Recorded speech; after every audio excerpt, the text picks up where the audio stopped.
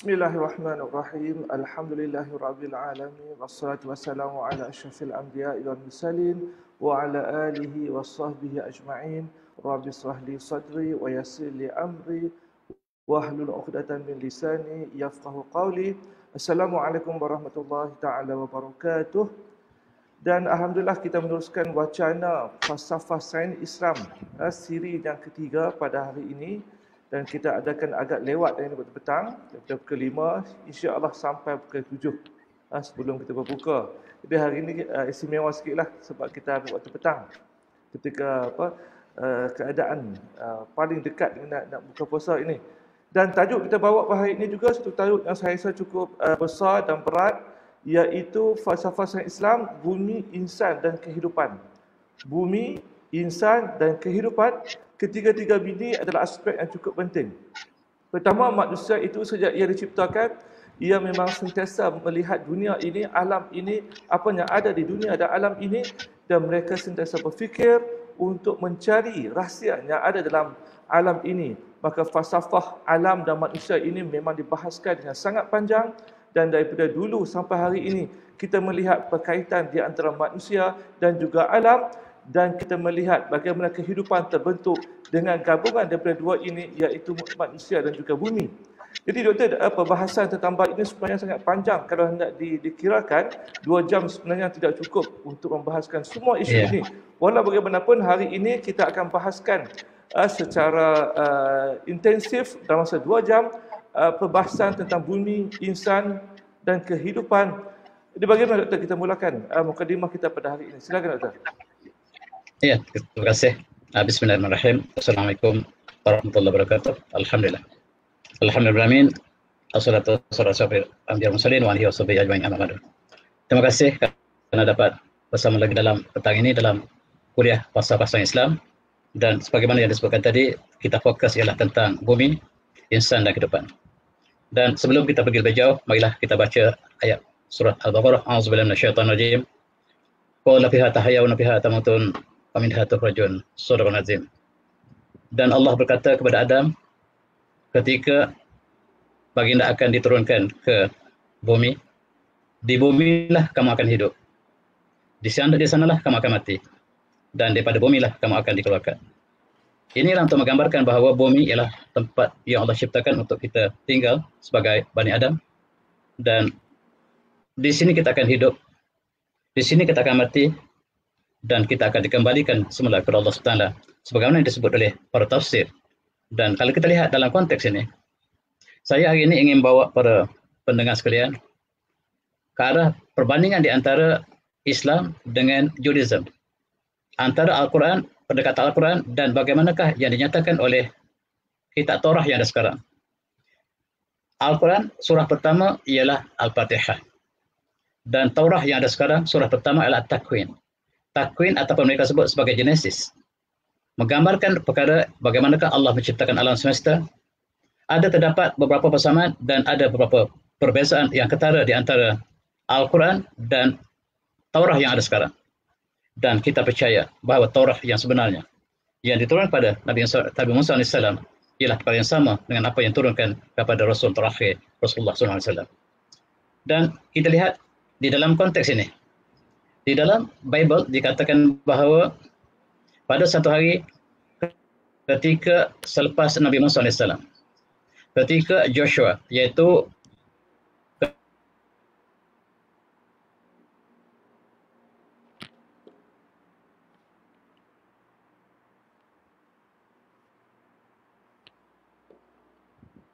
ketika penolong kepada Musa yang sedang berperang pada petang hari Jumaat. Dan Allah, dan di dalam surah itu dia mereka mengatakan that day the sun stood firm in the sky, dan Joshua berdoa kepada Allah SWT supaya Allah pegunkan matahari di langit dan mereka dapat meneruskan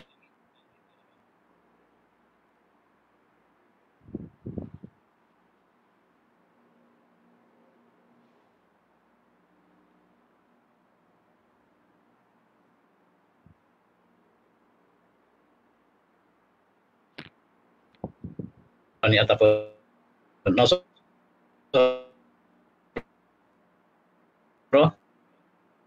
mereka menganggap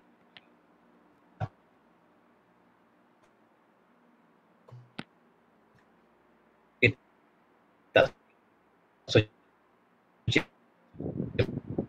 mereka.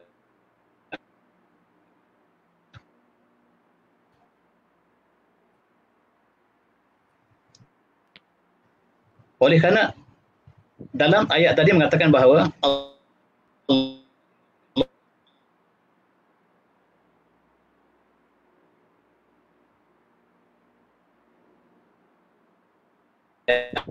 menyalahi partai ini, mereka akan mendapat hukuman yang setimpal.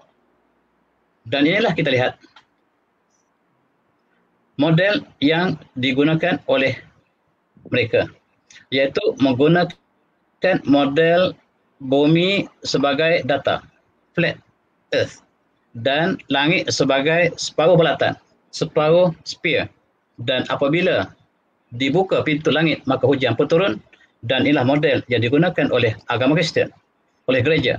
Selepas mereka mengambil kitab Judaism sebagai sebahagian dari kitab suci mereka sendiri, dan mereka gabungkan dan mereka sebut sebagai Bible, the Bible, yang terdiri pada the New Testament dan the Old Testament. Hari ini kita lihat perbandingan. Dan selain pada itu, the Genesis menceritakan bahawa in the beginning God created the heaven and earth. Pada mulanya Tuhan menciptakan langit dan bumi, and the earth was without form and void. Ketika itu bumi masih tidak ada bentuk dan masih kosong, and darkness, dan masih lagi gelap, was upon the face of the deep, and the Spirit of God moved upon the space of the waters. Dan seterusnya mereka menceritakan bahawa God said let be the light, be the light, be light, and there was light. Kemudian Tuhan mengatakan jadilah matahari, dan matahari pun muncul dalam konteks light atau cahaya di sini. Di sini ditafsirkan berbagai-bagai, dan di dalam konteks agama Judaism mereka mengatakan bahawa pada hari yang ke-6 Tuhan telah menciptakan manusia. Sebelum itu manusia tidak ada. Dan dikatakan dalam ayat 26 Genesis 2, and God said let us make mankind in our image, dan kami akan jadikan manusia seperti rupa kami.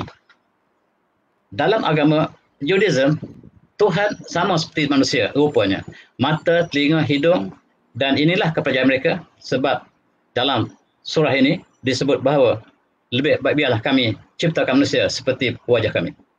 Dan disebutkan bahawa manusia yang diciptakan ini untuk menjaga atau untuk tinggal di atas bumi dan menjadi khalifah kepada seluruh binatang ataupun ikan ataupun daratan yang Tuhan telah ciptakan.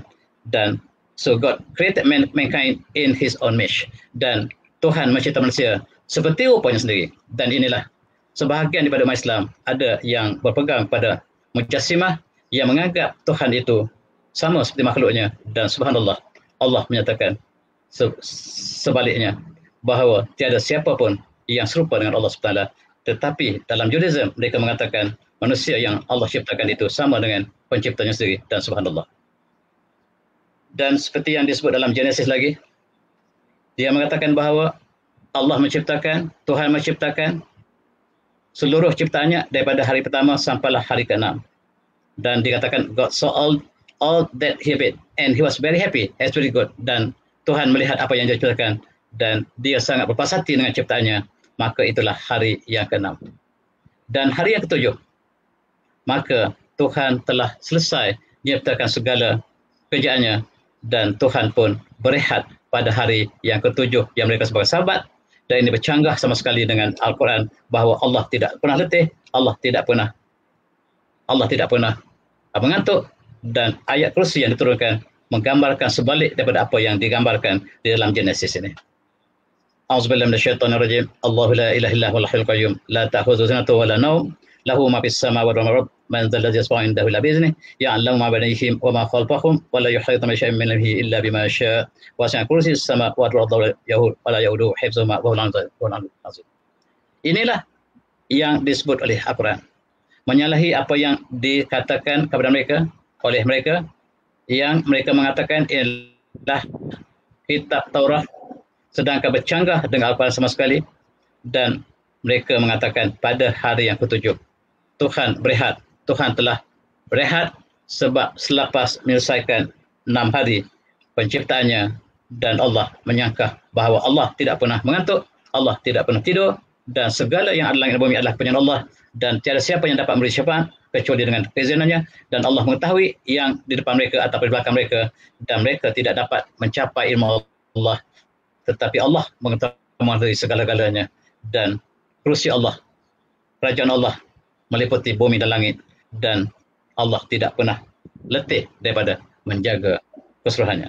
Inilah membezakan antara kosmologi Islam dengan kosmologi Judaism. Hari ini kita cuba lihat sedikit perbandingan untuk kita ambil iktibar dan untuk kita renungi kebenaran yang telah diturunkan oleh Allah.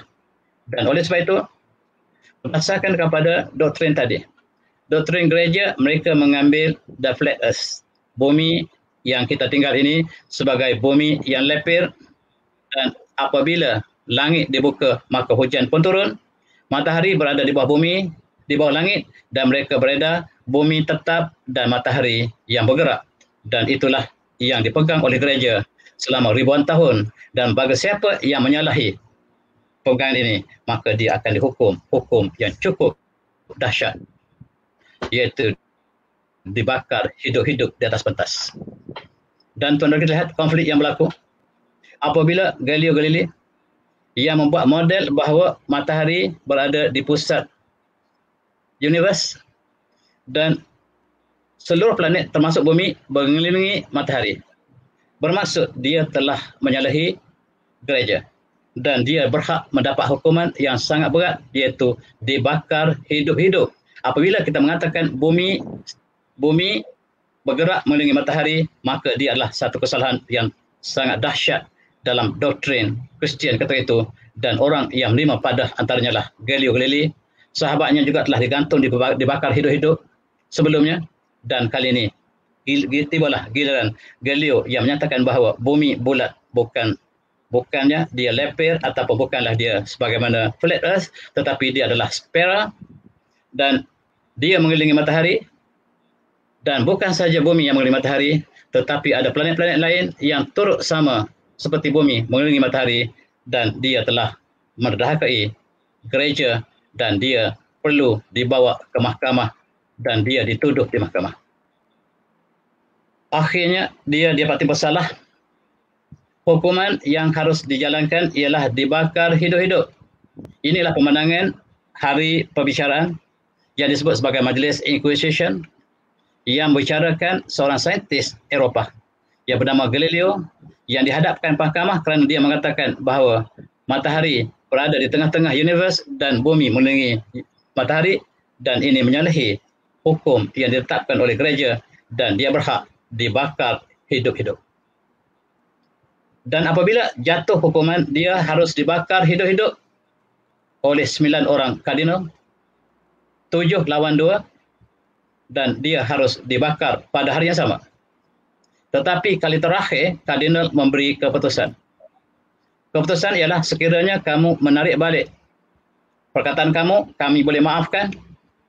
Dan oleh sebab itu, kawan-kawan menasihati Galileo, wahai Galileo, tidak gunanya kamu berkeras dengan pandangan kamu. Marilah ikut pandangan gereja, dan sekiranya kamu mengalah hari ini, kamu tidak akan kalah selama-lamanya. Mengalah bukan arti kita kalah, tetapi kita memberikan ruang kepada gereja untuk melaksanakan perkaranya ataupun perintahnya, dan kami nasihatkan kata kawannya supaya kamu mengaku kamu salah. Dan inilah pengakuan Galileo sebagaimana yang dicatatkan dalam sejarah. I, Galileo Galilei, son of Lorenzo Galilei, of Florence, aged 20 years, being brought to judgment. Dia mengaku bahawa dia dibawa ke mahkamah, dan sekarang saya menuntut, mengakui bahawa saya bersalah, dan saya menarik balik apa yang saya sebutkan. Dan oleh sebab itu, saya masih percaya kepada the Holy Catholic and Apostolic Church of Rome, who teaches and preaches, dan saya sekarang mengaku bahawa saya tersalah, dan saya tetap beriman dengan gereja dan dia dilepaskan daripada hukuman bakar hidup-hidup. Di Eropah, tuan-tuan, sekiranya kita menyampaikan satu pandangan saintifik yang menyalahi gereja, hukumannya cukup parah, iaitu mati serta-merta, dibakar hidup-hidup. Dan berapa ribukah saintis Eropah yang dibakar oleh gereja. Dan selepas dibakar oleh gereja, kata Galileo, saya mengatakan bahawa bumi masih lagi bergerak, dan itulah dia diletakkan di dalam rumah tahanan dan dia mati dalam rumah dan ditahan di kawasan Sinai, kawasan utara Itali. Dan sejarah ini sejarah yang pahit di Eropah yang mereka ingin tutup bahawa mereka percaya pada Flat Earth. Mereka percaya pada Flat Earth dan umat Islam percaya pada bumi ini bulat sebagaimana yang dilukis oleh saintis ataupun dinyatakan oleh ahli tafsir, dan yang menjadikan sebagai model resmi Islam ialah bumi berbentuk sfera. Dan kita akan lihat antara mereka yang melukis peta dunia bumi dalam konteks Islam ialah Al-Biruni yang melukis bumi dalam bentuk bulat, dan itulah yang menjadi dominan dalam pemikiran Islam, tetapi bercanggah dengan pemikiran gereja yang mengatakan bumi adalah bentuk leper ataupun rata. Dan kita lihat apakah yang berlaku seterusnya. Dan ini mengibatkan bahawa paradigm sains telah berubah daripada bahawa bumi tidak bergerak kepada bumi telah bergerak dalam konteks barat, bukan dalam konteks Islam. Dan kita lihat apakah yang berlaku dalam konteks kita umat Islam. Silakan. Mungkin kita boleh simpulkan daripada pembentangan mukadimah kita pada hari ini ialah asal usul tentang Flat Earth ini yang sekarang sedang mula menyerang umat Islam pada hari ini berasal daripada agama Kristian ataupun Judaism sendiri, dan beranggapan bahawa bumi ini adalah flat. Malah lebih dahsyat lagi, fahaman ini sekarang sudah merebak dalam kalangan umat Islam, sehingga para ulama mereka sendiri, ulama Islam sendiri daripada Saudi misalnya, saya melihat baru-baru ini satu petikan soal jawab yang seorang syekh, seorang ulama yang cukup terkenal di Saudi. Ada orang tanya dia, doktor, apakah bumi ini benar-benar bergerak seperti yang disebut oleh sains, ataupun bumi ini beku? Dan dengan jelas dia jawab, dia kata bumi ini sebenarnya beku, dia tidak bergerak. Dan siapa yang menyatakan bumi ini gerak, dia bercanggah dengan syariah. Dan saya mendengar kenyataan ini dengan rasa kagum ataupun takjub. Bagaimana dalam keadaan kita sudah mempunyai bukti yang jelas, bumi ini bulat dan dia bergerak mengelilingi matahari, tiba-tiba masih ada orang moden pada hari ini, ulama moden yang menyatakan sebaliknya. Dan ini sebenarnya memberikan kesan yang cukup besar dalam banyak aspek. Kerana apabila kita beranggapan bahawa bumi ini flat, banyak perkara, banyak rumusan yang kita dapat daripada bumi ini bulat sebenarnya tidak boleh dibuat, termasuk siang dan malam. Bagaimana siang dan malam boleh berlaku dan sebagainya. Jadi sebenarnya saya boleh rumuskan bahawa punca orang Islam mula percaya pada Flat Earth ini seolah-olah kita nak mengembalikan kita ini kepada zaman kegelapan Eropah yang tidak minat pada sains, yang menolak sains, yang membunuh para saintis sampai ke tahap itu. Jadi sebenarnya doktor, doktrin Flat Earth dengan bumi bulat dan geocentrik dan juga heliocentrik ini sebenarnya memberi kesan cukup besar dalam pengiraan banyak perkara kehidupan kita pada hari ini. Mungkin kita boleh sambung sikit lagi bagaimana kesannya kepercayaan Flat Earth dengan bumi bulat dan sebagainya. Silakan doktor. Ya, kalau kita lihat apabila Galileo dibakar ataupun selamat daripada pembakaran, tetapi kawan-kawannya ramai yang dibakar, katanya ribuan saintis yang telah dibakar sebelum Galileo, maka Eropah telah lari daripada gereja. Dan saintis mereka telah memisahkan agama daripada sains. Akhirnya agama Kristian ditinggalkan di barat.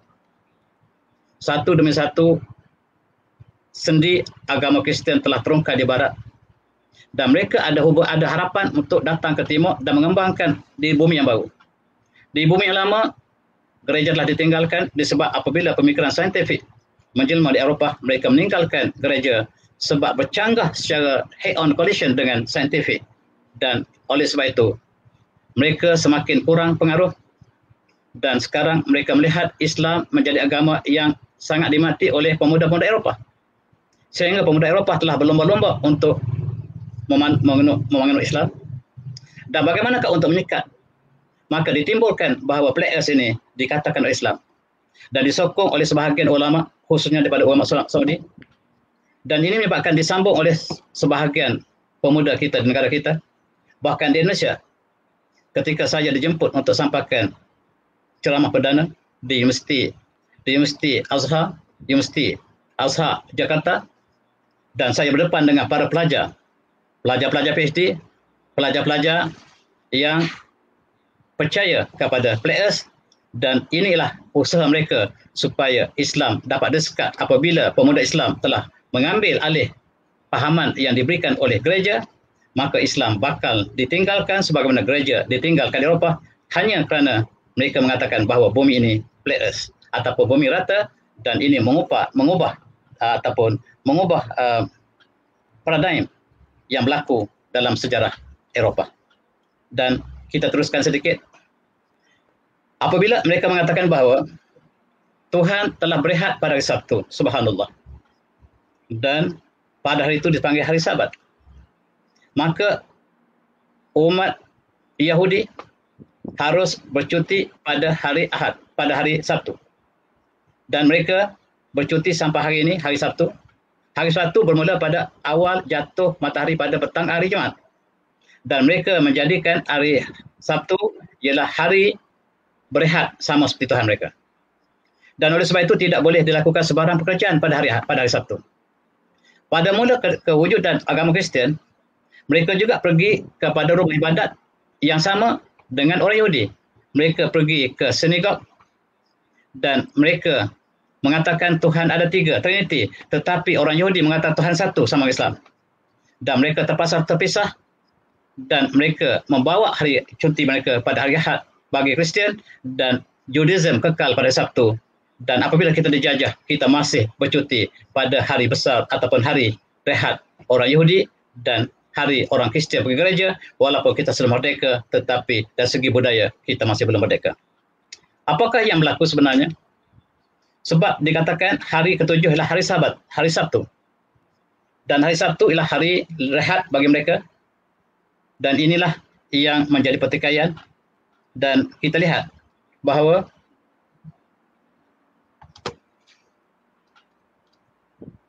ada satu peristiwa yang berlaku di dalam sejarah orang Yahudi. Mereka telah menceroboh pada hari Sabtu dan mereka telah ditukar oleh Allah SWT menjadi kera. Kera ditukar, manusia ditukar menjadi kera sebab mereka telah melanggar bahawa orang Yahudi tidak boleh bergerak, tidak boleh bekerja pada hari Sabtu, tetapi mereka membuat helah. Mereka menahan pukat pada hari Jumaat dan mereka angkat pukat pada hari Ahad, dan mereka dapat berpesta dengan ikan yang Allah telah larang mereka untuk melakukan demikian. Dan itulah yang berlaku kepada masyarakat Yahudi, dan Allah nyatakan dalam surah Al-A'raf ayat 166, dan tuan-tuan boleh rujuk bagaimanakah Allah telah melaknat mereka yang telah melanggar pada hari Sabtu, dan mereka pada hari Sabtu, sebenarnya hari Sabtu ialah hari yang Allah berikan ujian supaya mereka tidak bekerja, dan mereka masih lagi bekerja. Dan panjang huraian yang berlaku kepada masyarakat Yahudi yang telah menceroboh hari Sabtu sebagai hari mereka berehat. Dan subhanallah tuan-tuan, apabila manusia ditukar menjadi monyet, maka seorang Yahudi bernama Charles Darwin, dia tukar bahawa manusia daripada monyet. Sedangkan yang monyet ketika Bani Yahudi, mereka ditukar menjadi monyet kerana manusia yang degil. Tetapi Charles Darwin sebagai seorang Yahudi, dia tukar supaya untuk menghapuskan hubungan gereja dengan sains, dan dia mengatakan manusia daripada monyet, dan dia bercanggah dengan Yahudi sendiri yang mengatakan monyet inilah laknat Allah, tukar manusia yang degil menjadi monyet. Dan subhanallah, apa yang berlaku kepada orang Kristian? Mereka merayakan Saturday Night Fever. Ketika orang Yahudi tidak boleh berkeluar, berehat ataupun bergembira pada malam hari Sabtu, tetapi mereka mengadakan pesta Saturday Night Fever. Ini menunjukkan bahawa krisis antara Kristian dengan Yahudi berlaku di negara Eropah sekarang. Dan mereka menyanyi berjoget dan menari persis seperti kera. Yang asalnya mereka ditukar menjadi kera, dan hari ini dengan muzik mereka kembali menjadi kera. Sebagaimana kita lihat muda-mudi di barat dengan pesta mereka mengubah seorang manusia menjadi kelakuan seperti monyet. Dan pada malam itu juga mereka berpesta dengan pesta yang dikatakan sebagai pesta arak. Dan saya tidak pasti kenapakah saya cuba tengok kembali bagaimanakah mereka pesta dengan pesta arak. Sedangkan dalam agama Yahudi juga mereka haramkan arak. Tetapi ini mereka teruskan dengan peristiwa ini. Dan kita lihat dalam konteks Islam, Allah melaknat siapa yang minum arak, siapa yang memerah untuk arak, siapa yang membeli, siapa yang menjual, siapa yang melakukan, yang terlibat dengan arak, semuanya Allah laknat. Tetapi mereka jadikan pesta pada malam Sabtu yang mereka dilarang oleh Tuhan tidak melakukan sebarang pekerjaan, tetapi mereka telah belot sampai hari ini. Dan mereka mengatakan Oktoberfest dalam konteks untuk menjadi yang diberlakukan di Eropah. Dan selepas Oktoberfest ini, jenayah akan meningkat dengan banyak sebab manusia telah bertukar menjadi monyet sekali lagi. Apabila fikiran mereka telah hilang, maka mereka kembali kepada zaman yang tidak siuman. Dan kita lihat bagaimanakah ini telah merayak masuk ke dalam negara kita, dan mereka mengadakan dalam majlis-majlis tertentu apa yang dilakukan di barat dalam konteks hubungan antara Kristian dengan Judaism. Dan tuan-tuan yang saya hormati, maka ini adalah sebahagian daripada apa yang berlaku di dalam proses yang mereka telah adakan perbincangan ini. Dan saya cuba untuk memaparkan kembali slide yang saya tertinggal. Mudah-mudahan saya dapat kembali untuk melihat slide yang tertinggal tadi. Kenapa dia tidak keluar ya? Tak keluar. Nanti saya tengok sekali lagi. Slide tidak keluar. Mungkin kena share sekali ikut. Okey, saya cuba sekali lagi. Dia keluar secara tidak sengaja tadi. Okey, saya rasa kalau dapat lihat, inilah mereka melakukan Oktoberfest apabila mereka mengadakan minuman arak yang berterusan. Dan kita lihat, ini sebenarnya mengganggu keharmonian ataupun rasional seorang manusia. Inilah kerana kita lihat minum arak sedikit atau banyak, dia mempengaruhi rasional manusia, sehingga kita lihat kajian dilakukan oleh Medical Journal British mengatakan bahawa sedikit, selama ini mereka percaya sedikit minum arak tidak mengganggu kewasan manusia, tetapi penemuan yang terakhir menunjukkan bahawa sedikit saja minum arak boleh menyebabkan manusia bertukar kewasan mereka yang tidak normal, sama ada peratus dan berapa banyak, dan dia merosakkan bahagian tengah otak yang disebut sebagai hippocampus. Dan ini Islam ada hikmah mengharamkan arak, sedangkan mereka menjadikan pesta. Gambar yang saya tertinggal tadi saya tunjuk balik bahawa pada malam Saturday Night Fever yang mereka lakukan di barat dilakukan oleh orang Kristian, sedangkan pada malam tersebut tidak dibenarkan orang Yahudi berpesta sama. Tetapi ini merupakan konflik yang berlaku di Eropah. Malam tersebut mereka berpesta dan menyanyi, dan seolah-olah manusia ditukar menjadi monyet. Bukan monyet menjadi manusia, tapi manusia boleh bertukar menjadi monyet dari segi kelakuan apabila kewasan manusia tercabar dengan minuman keras dan seperti arak sebagainya. Judi juga mengubah manusia, dan mereka pesta dengan arak, sedangkan dalam agama mereka juga mengharamkan arak. Dan subhanallah tuan-tuan, kita lihat dalam pesta mereka lakukan, dan saya tunjuk dengan cepat slide ini ialah untuk menggambarkan bagaimanakah pentafsiran mereka kepada Tuhan, yang mereka mengatakan Tuhan berehat pada hari Sabtu, sealangkah bercanggah dengan kesucian Allah SWT yang bebas daripada segala sifat yang kekurangan manusia, kekurangan makhluk yang cuba diletakkan kepada Allah yang menciptakan segala makhluk. Dan inilah yang dikatakan bahawa masyarakat barat yang sedang berkonflik. Itulah bagaimanakah pentafsiran mereka. Dan akhirnya berdasarkan pada paradigm yang mereka bina, maka mereka telah menjadi masyarakat yang terbagi dua. Masyarakat saintifik bercanggah dengan masyarakat yang beragama, dan mereka pisahkan antara agama dengan saintifik, dan sampai sekarang agama dan saintifik tidak dapat disatukan.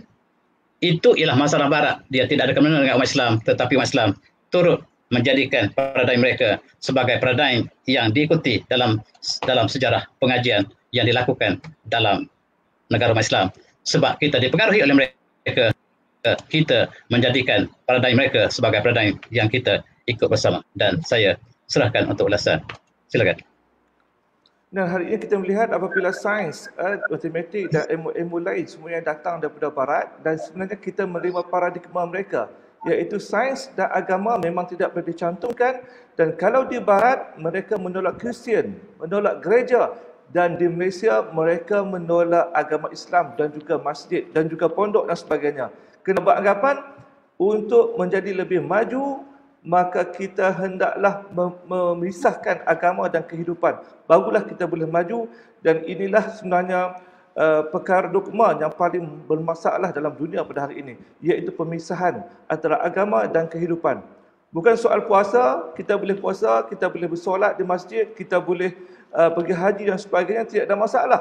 Tetapi apabila kita nak memasukkan nilai agama Islam, tauhid Islam, akidah Islam dalam sains yang beramal kepada mekanisme positivism, ketika itu kita akan ditentang atas alasan sains Islam tidak wujud. Saya ingat pernah dengar lagi para penceramah kita menyebut, kalau ada sains Islam, tentu ada sains Kristian dan sains Hindu. Masya Allah. Kita dengar dan kita geleng kepala. Bagaimana dia boleh samakan agama Islam yang suci ini, yang tidak lari dengan saintifik, dengan akalnya waras, dengan agama Kristian dan Yahudi, yang Hindu, yang langsung berasaskan kepada superstitious, benda yang tidak wujud, dewa-dewi dan sebagainya. Tapi kita lihat kesannya sangat besar pada hari ini, sampaikan apabila kita memisahkan agama dan pendidikan, agama dan juga dunia, kita lihat apa yang berlaku pada barat, berlaku pada kita. Kita lahirkan banyak engineer, banyak orang bijak, tapi kita juga melahirkan banyak mereka yang pecah amanah, yang kita jumpa duit dalam amari, bawah katil, jam emas dan sebagainya. Jadi Malaysia berhadapan dengan masalah ini kerana kita pisahkan semua ini. Sebab itu doktor, ya, saya ingat banyak kali doktor dihubungi oleh teman-teman yang dah berusia ni, yang biasa dengan kuliah kita, bercerita menangis. Kenapa? Anak-anak, cucu, menantu, semua tak solat. Menyesal. Kenapa? Kerana dulu menghantar mereka ke sekolah biasa. Itu penyelesaian hampir semua ibu bapa yang dulu beranggapan masa depan anak-anak ialah, oh, mesti ada kejayaan, engineer, menjadi doktor dan sebagainya. Tiada siapa pun nak hantar anak ke sekolah agama, ke sekolah tahfiz. Sebab itu dulu ini, siapa masuk ke sekolah agama, dia memang dihina. Termasuk saya sendiri. Bila berhenti daripada sekolah-sekolah, masuk pondok Pasir Tumbuh, memang dikecam sepenuhnya. Tapi kita lihat hari ini, orang mula sedar dan orang mula lihat bahawa anak-anak yang lahir daripada sekolah agama ini, inilah yang menjadi manusia yang boleh mentadbir negara ini. Jadi doktor, tadi kita bahas tentang penciptaan dan sebagainya, perbezaan di antara penciptaan agama Kristian dan agama Islam. Jadi kita balik pula ada satu lagi aspek yang penting, iaitu manusia sendiri. Ini pun banyak benda yang dibahaskan. Terutama adab sebagai manusia pertama. Dalam banyak tafsir saya baca, doktor, masih bahaskan apakah adab manusia pertama atau sebelum ada beribu-ribu Adam lagi. Dan ini memainkan peranan kepada bagaimana kita melihat manusia ini yang hidup di muka bumi ini, alam dan pencipta alam itu sendiri. Silakan doktor. Ya. Kita lihat dalam satu hadis, Rasulullah menceritakan bahawa Allah menciptakan Adam yang saiznya lah 70 ataupun 60 hasta saiznya. Dan panjang ceritanya, tetapi saya nak sebutkan bahawa Allah menciptakan Adam yang sabit secara qat'i daripada ayat Quran, daripada hadis yang sahih dan sebagainya. Adam diciptakan sebagai manusia pertama.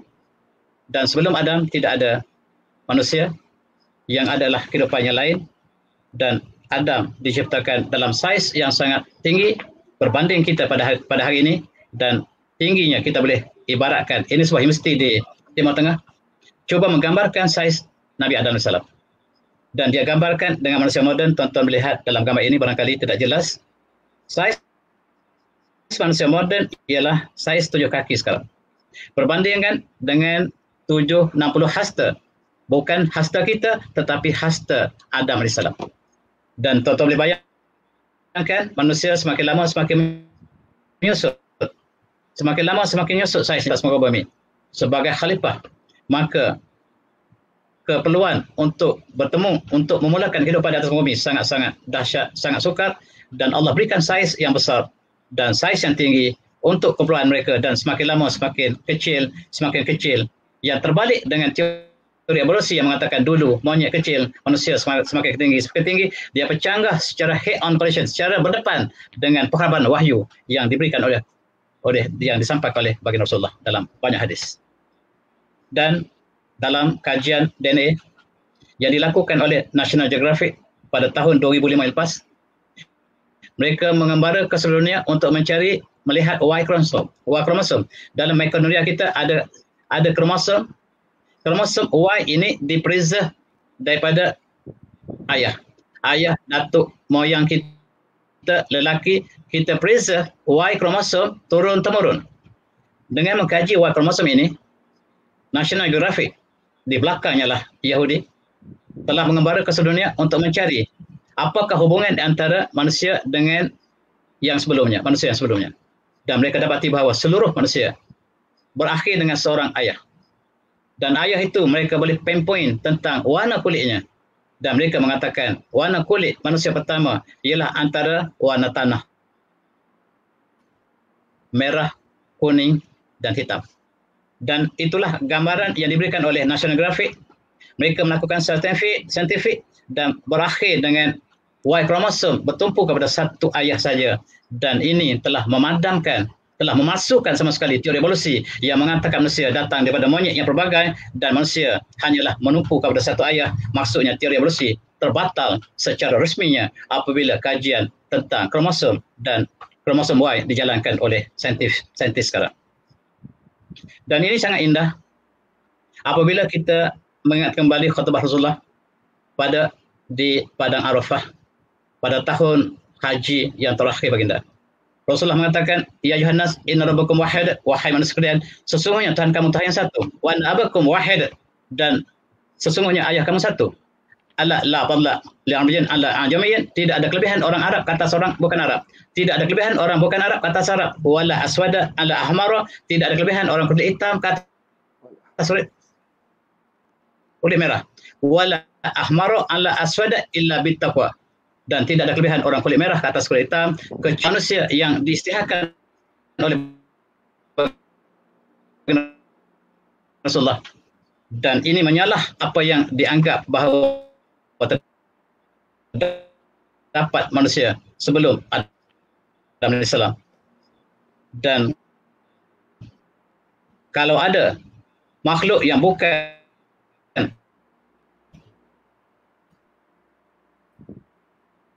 berakal seperti manusia, barangkali boleh jadi wujudan daripada tanah. Kullukum min Adam wa Adam min turab, in akramakum indallahi atqakum, dan seluruh pada kamu daripada Adam. Dan ini memberikan kata putus bahawa manusia yang ada di atas bumi ini ialah keturunan Adam, dan Allah menyebut ya Bani Adam. Dan satu kali yang kita jangkakan manusia yang pertama setinggi 60 hasta, ataupun 60 kali 3 ataupun kali 2 kaki, 120 kaki katalah. Dan kita sekarang 7 kaki. Manusia menyusut mengikut masa. Dan boleh kita buat curve exponential, negatif exponential dalam matematik. Kita dapat jangkakan berapakah daripada Adam sampailah kepada manusia sekarang berdasarkan kepada ketinggian manusia. Manusia dianggap sebagai turun dan akhirnya menyusut sampai saiz sekarang, dan mereka telah mengadakan satu anggaran yang saya tidak sebut di sini, berapakah anggaran yang dilakukan oleh saintis Muslim berdasar kepada Al-Quran dan hadis, dan berdasar kepada indikasi ataupun matematik moden hadis ini. Dan manusia yang di atas muka bumi ini bukan percuma. Allah menyatakan dalam surah Al-Mulk, alladzi khalaqal mauta wal hayata liyabluwakum ayyukum ahsanu amala wa huwal azizul ghafur, bahawa Allah yang menciptakan kematian dan kehidupan supaya menguji kamu siapakah dengan kamu yang paling baik amalannya, dan Allah Maha Perkasa lagi Maha Pengampun. Subhanallah. Manusia diciptakan dengan penuh tugas, dan tugas ialah untuk menyembah Allah, dan tugas yang diletakkan dalam bumi ini sebagai satu ujian, dan kita sekarang berada dalam Dewan Profesor. Sama ada kita sedar atau tidak, seluruh manusia Bani Adam di atas muka bumi, kita sedang menjalani peperiksaan yang agung. Setiap daripada manusia yang mukallaf sampai kita mati, kita akan diberi setiap perbuatan kita, sama ada pahala, dosa, dan dikumpulkan seluruhnya. Dan Allah menyatakan, menjabil hasanati falahu asru amsalha, siapa yang buat kebajikan dapat 10 ganda. Seolah dapat 10 markah. Wa man jabi sati fala juzza illa mislaha, dan barang siapa yang buat keburukan tidak dibalas kecuali dengan satu keburukan dan seolah tolak 1 markah. Buat baik dapat 10 gandaran dan buat keburukan tolak 1 markah. Dan seluruh perbuatan kita sepanjang hayat di kandung badan, maka di sana nanti, di akhirat nanti akan diperkirakan markah setiap yang kita dapat. Sama seperti pelajar universiti, pelajar sekolah, pelajar kolej mengambil perasaan, maka kita sekarang sedang mengambil perasaan, dan dewan perasaan kita ialah bumi seluruhnya. Dan untuk lulus kita mesti membaca teks dalam perasaan di sekolah, di universiti, dan untuk lulus perasaan yang abadi kita harus merujuk teks yang Allah turunkan, iaitu Al-Quran. Tanpa membaca teks ini pasti kita gagal, pasti. Dan untuk menjawab soalan ialah bagaimanakah interaksi kita dengan Al-Quran, bagaimanakah tilawah kita, bagaimana kepahaman kita, bagaimana pelaksanaan kita, bagaimana penghayatan kita, bergantung kepada teks yang kita baca, yang kita hayati. Sebab peperiksaan di atas muka bumi inilah peperiksaan yang hakiki. Dan keputusan di akhirat nanti tidak ada ulangan lagi. Keputusan adalah muktamad, dan bahagialah mereka yang lulus dengan cemerlang, dan celakalah mereka yang gagal.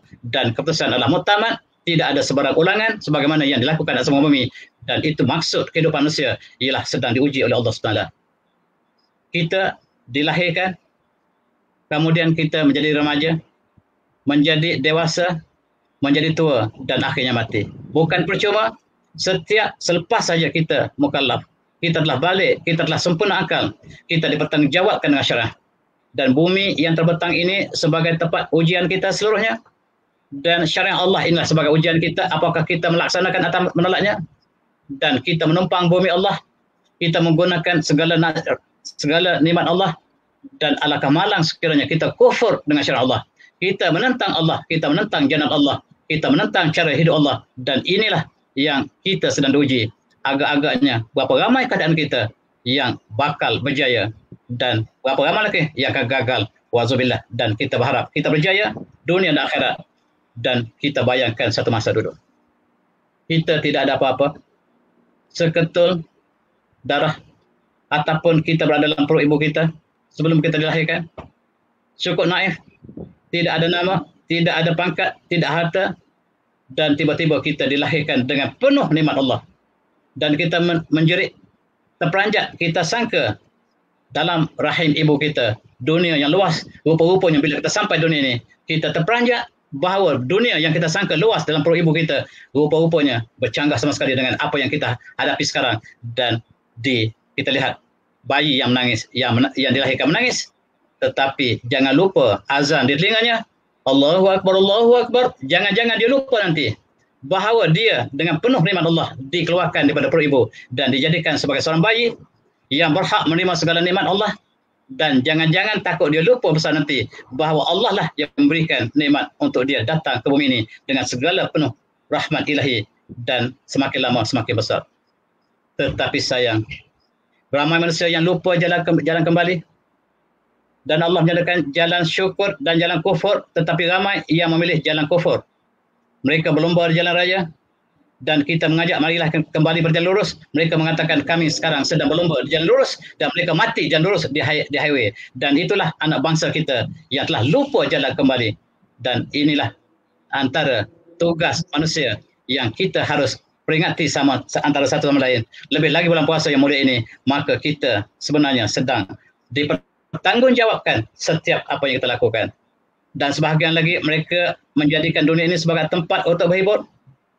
Hidup hanya sekali, kata mereka.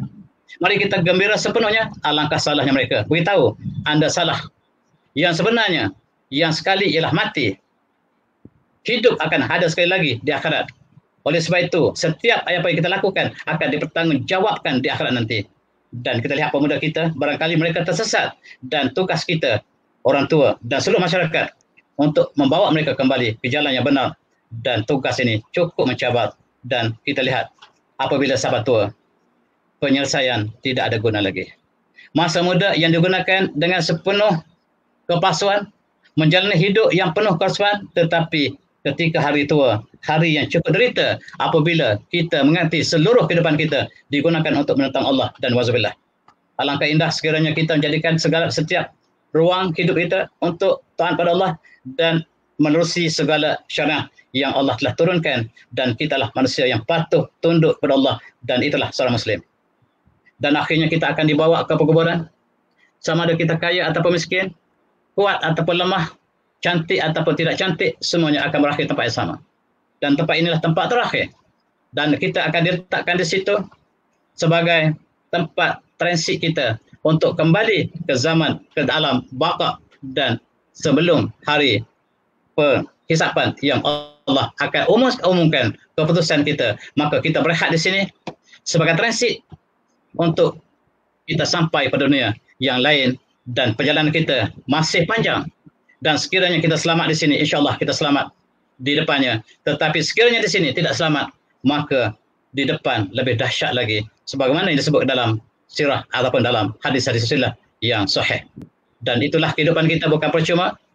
Dan sekarang mari kita renungi kembali masa yang cukup indah ini ketika petang hari bulan Ramadan, dan kita renung kembali masa yang kita lalui yang begitu cepat berlaku. Apakah kita isi dengan keindahan ibadah, ataupun kita menjadi sebahagian daripada konsep hedonism yang mereka menyangka bahawa hidup hanyalah sekali di dunia, dan alangkah salahnya. Dan mari kita sama-sama berfikir, sama-sama merenungi, dan itu maksud kosmologi, perbandingan antara agama, dan kita mengambil jalan yang benar, dan wahyu ilahi ialah segala-galanya.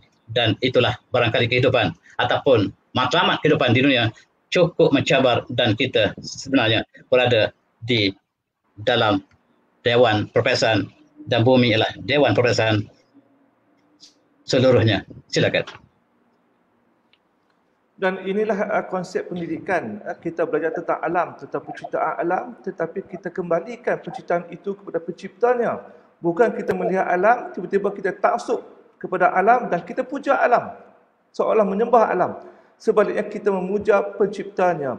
Kita melihat asal usul penciptaan manusia daripada Nabi Adam, daripada kita setetes air mani menjadi mudghah, menjadi embrio, kemudian menjadi bayi, dan kita mengkaji embriologi ini hanya untuk insaf bahawa kedudukan kita suatu hari nanti ke arah mana.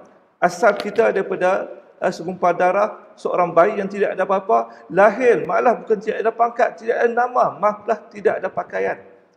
Dan hari ini kita diberi ruang untuk ke mana arah kita. Selama 66 tahun Dr. Ma'rufah hidup, ke manakah arahnya, apa yang disampaikan.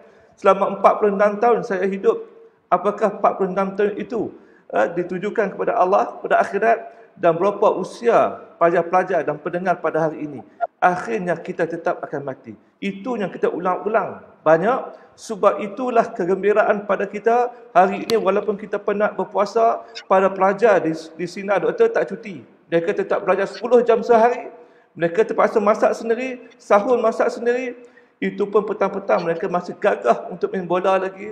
Malam bangun pula sahur. Kemudian kita ada tarawih, kita ada tazkirah 3 orang dalam bahasa Melayu dan bahasa Arab. Semua ini untuk melatih para pelajar supaya menghargai masanya ada.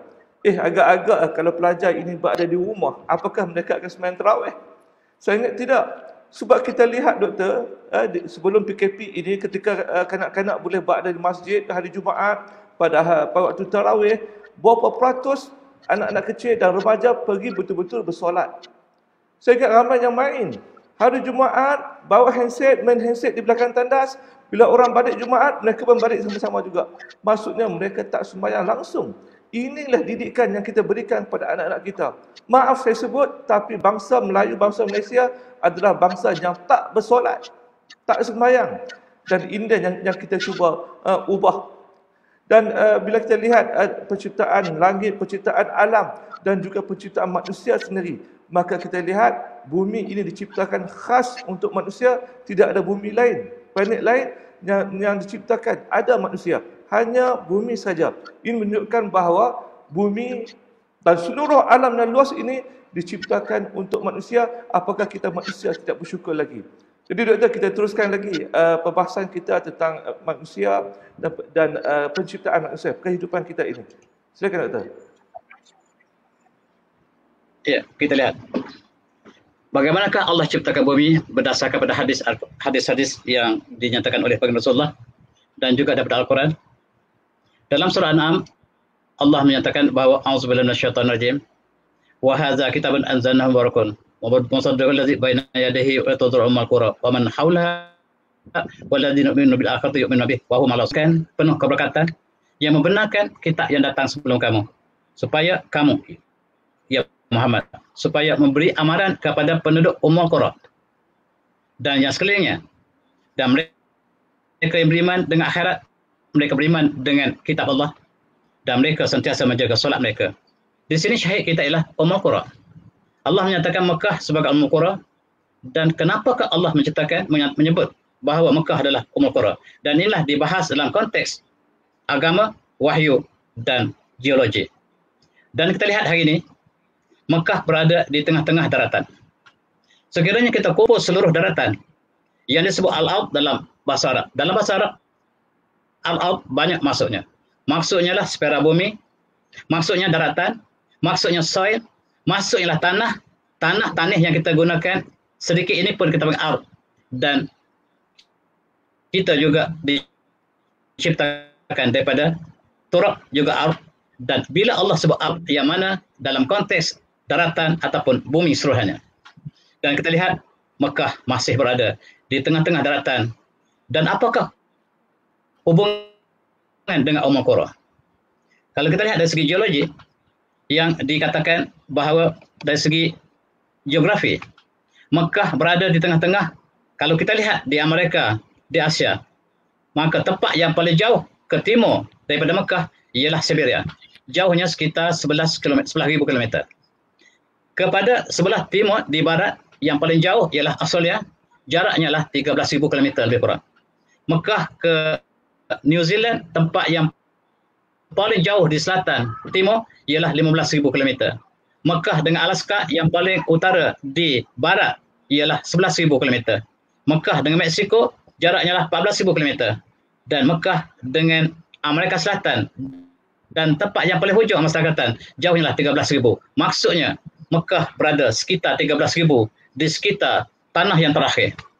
Dan dia hampir tak sama, dan dia hampir berada di tengah-tengah. Dan apakah itu maksud ummul qura? Di dalam hadis yang lain, maka kita lihat dalam tafsir. Maka kenapakah Allah sebut ummul qura? Mekah disebut ummul qura. Dan di antara imat bizalika banu masyadin, dan digunakan Mekah sebagai ummul qura sebab di situlah bermulanya agama. Di situlah tempat Allah mula perluaskan bumi.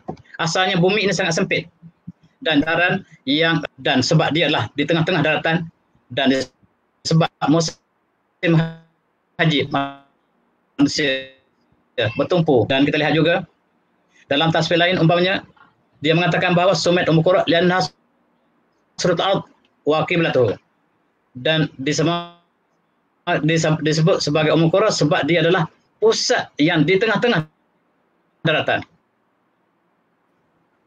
Dan dari segi dua pendekatan, daripada kita kumpul hadis-hadis yang menggambarkan tentang Mekah sebagai bumi pertama, dan kita lihat dari segi geologi, apakah yang disebut oleh geologi? Ahli geologi mengatakan bumi kita yang bulat ini semuanya ditutupi oleh air satu masa dulu. Tidak ada seni juga. Dan Mekah dinamakan sebagai ummul qura sebab dia adalah bumi yang pertama muncul di tengah-tengah lautan. Dan bagaimanakah ahli geologi mengatakan bumi pertama muncul di tengah lautan ini? Ialah daripada gunung berapi. Di tengah-tengah gunung lautan ini, maka di bawah berlaku gempa bumi yang menyebabkan lava yang pertama muncul di tengah-tengah lautan, dan dia membentuk pulau yang pertama. Pulau yang pertama ini ialah daripada puncak gunung berapi, dan dia membentuk satu pulau yang kecil, dan inilah Makkahul Mukarramah. kalau kita padankan dengan hadis yang dinyatakan oleh baginda Rasulullah dalam banyak segi, dan kalau kita tinjau dari segi geologi, maka bumi pertama muncul ialah sebagai puncak daripada gunung berapi, dan bentuk tanah ini ialah rata. Inilah yang ratanya. Yang rata ialah bumi pertama yang muncul di tengah-tengah lautan, dan dia berupa satu yang terpangkas di atasnya.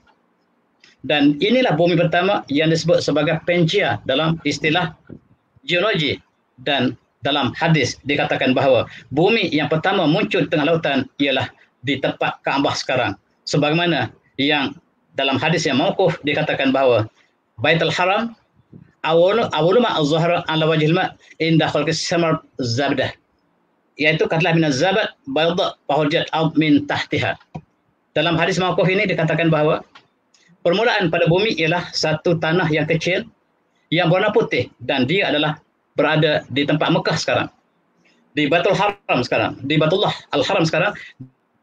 Di situlah tempatnya bumi pertama yang disebut sebagai Omokoro muncul di tengah lautan, dan dia berupa seperti zardah, seperti keju. Dan apakah yang disebut oleh ahli geologi?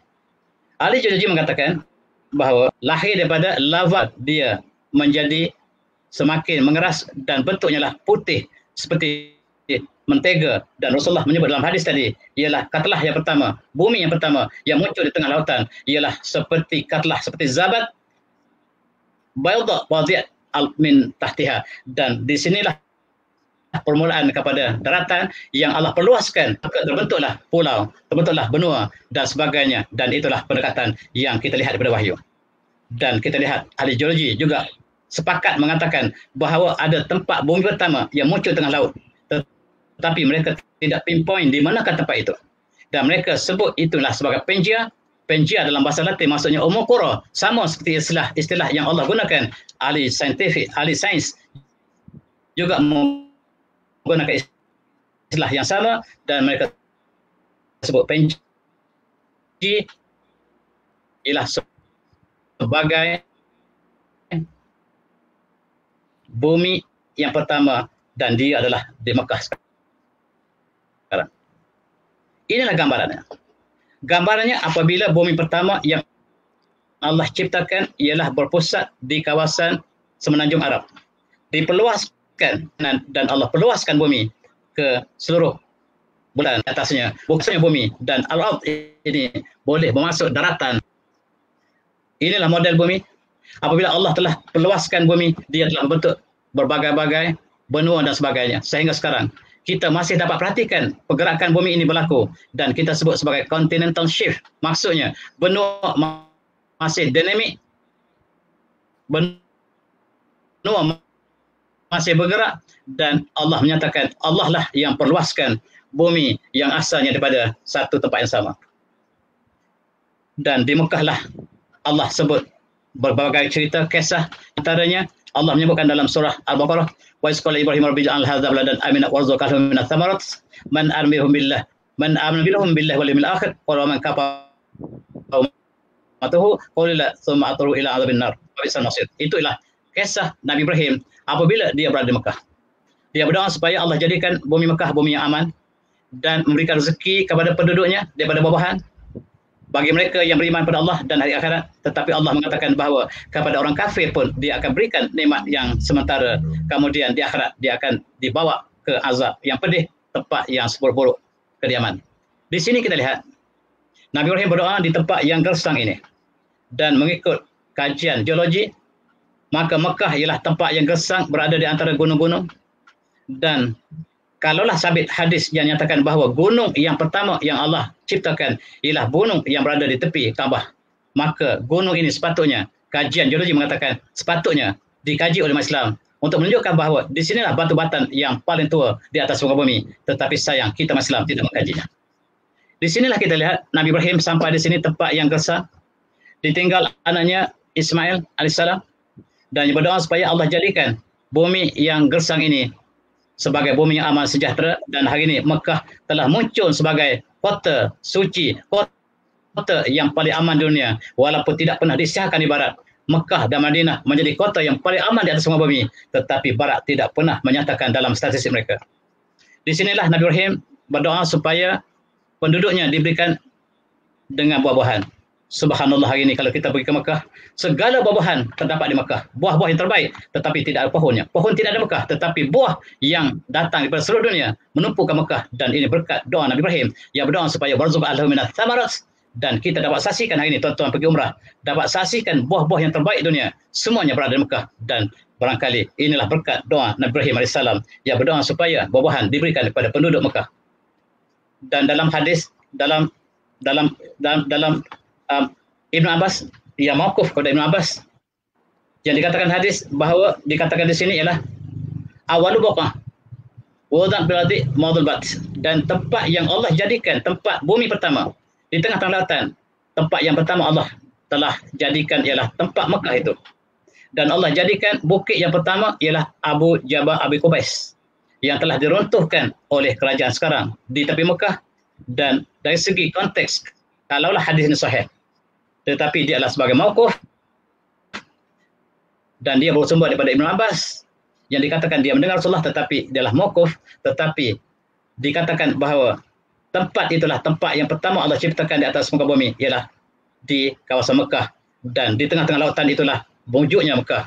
Dan gunung yang pertama yang Allah ciptakan dalam asar ini ialah Jabal Abi Qubais yang telah dimusnahkan oleh kerajaan sekarang. Dan tuan-tuan, sekarang kita lihat ahli geologi mengkaji. Mereka mengatakan usia bumi ialah 4.5 bilion tahun. Mereka melihat pada kajian radioaktif, bagaimanakah batu yang terdapat di bumi, berapakah tua berdasarkan kepada pergerakan ataupun kepada radioaktifnya. Dan inilah yang ditentukan oleh saintis, tetapi mereka cuba mencari yang berada di Afrika, mengatakan gunung yang paling tua ialah gunung berada, dan gunung yang paling tua ialah, dan mereka mengatakan batu zircon ialah bukan berasal dari bumi, tetapi yang ditarik masuk ke bumi dan dia berasal dari langit. Dan sekarang kalau kita maka tempat yang paling asli Muslim, dan itulah yang orang ahli geologi Malaysia yang datang ke Mekah satu masa dulu sebelum Jabal Abi Qubais dimusnahkan. Dia ketuk bahasanya di bawah lautan. Dia temui fosil di seluruh kawasan Semenanjung Arab, menunjukkan bahawa Semenanjung Arab sebenarnya asalnya tenggelam di bawah lautan dan dimunculkan oleh Allah SWT menjadi bumi pertama. Dan kita melihat daripada dua segi ini sebagai bumi pertama, dan Allah jadikan Mekah sebagai tempat tanah suci yang dijadikan sebagai kiblat umat Islam hari ini, dan kita harus ambil iktibar dalam peristiwa ini. Dan Allah mengatakan dalam ayat yang lain, Allah lah yang menciptakan 7 langit. Auzubillahi minasyaitonir rajim. Allazi khalaqas sab'a samawati tibaqa ma tara fi khalqir rahmani min tafawut warjin basal taru min futur. Dan kita lihat bahawa Allah menyatakan bahawa Allah lah yang menciptakan 7 langit yang bertingkat-tingkat, dan kamu tidak akan lihat kecacatan dalam ciptaan Allah. Dan lihatlah mata kamu sendiri, tentulah kamu tidak akan dapat mencari sebarang kecacatan ciptaan Allah. Dan itulah kita lihat manusia diciptakan, bumi diciptakan, dan Allah meletakkan manusia di atas bumi dengan satu tujuan yang cukup besar, sebagai ikhtibar, sebagai satu ujian untuk menentukan siapakah yang terbaik dalam kita. Dan Allah mencipta 7 langit. Dalam ayat lain Allah menciptakan apakah 7 lapis, ataupun kalaulah dikatakan matahari ataupun bumi sebagai matahari yang berlapis-lapis dalam ayat ini. Langit yang berlapis-lapis dan bumi yang sepertinya, ada ahli tafsir mengatakan dia bumi juga berlapis-lapis seperti langit, dan 7 lapis dengan yang mereka mengkaji tentang batu bata dan sebagainya. Tuan-tuan yang saya hormati. Dan kita lihat kajian dilakukan oleh sains, mereka tidak pernah duga bahawa di bawah lapisan yang keempat bumi, 1, 2, 3, 4, mereka temui di situ ada lautan yang sangat luas. Sebagai satu lapisan bumi, di bawah bumi kita, di bawah tapak kaki kita, di bawah 400 batu di bawah tapak kaki kita, terdapat sebuah lapisan air ataupun lautan yang lebih besar daripada lautan yang ada di atas muka bumi. Mereka baru temu dalam beberapa tahun lepas. Di bawah kita duduk, di bawah bumi kita, terdapat lautan yang sungguh dalam, dan selama ini saintis tidak pernah terbayang bahawa terdapat lautan di bawah bumi kita, dan airnya lah air yang tawar, bukan sebagaimana air di tengah, di atas permukaan bumi ialah masin, tetapi air yang mereka temui di lapisan yang keempat ialah air yang tawar, dan air ini lebih tua daripada bumi sendiri, dan ini cukup mengagumkan. Inilah yang dikagumi, yang disiarkan dalam banyak majalah saintifik dan juga majalah umum. Dan kita teringat hadis yang disebut oleh Rasulullah. Rasulullah mengatakan bahawa di sebalik, di bawah api, di bawah bumi ada api, bainal tahri nauran wa tahta nauran bahran, yang diriwayatkan oleh Imam Abu Daud. Di bawah lautan kita terdapat api. Sekarang kita lihat saintis menemui api, iaitu yang keluar daripada lava. Di bawah lautan kita ada lava yang sangat panas. Di bawah lava ini ada lautan, kata Rasulullah, dan sekarang ditemui bahawa lautan yang sangat dalam berada di bawah lava yang berapi-api ini. Terdapat satu lautan yang sangat tinggi volumenya, barangkali berkali-kali ganda airnya, volumenya daripada lautan yang ada di atas muka bumi. Dan subhanallah, inilah kajian yang dilakukan oleh saintis, dan apabila kita gabungkan dengan wahyu, dia tidak pernah bercanggah. Dan kita lihat dalam konteks ini yang dipisahkan antara agama dan juga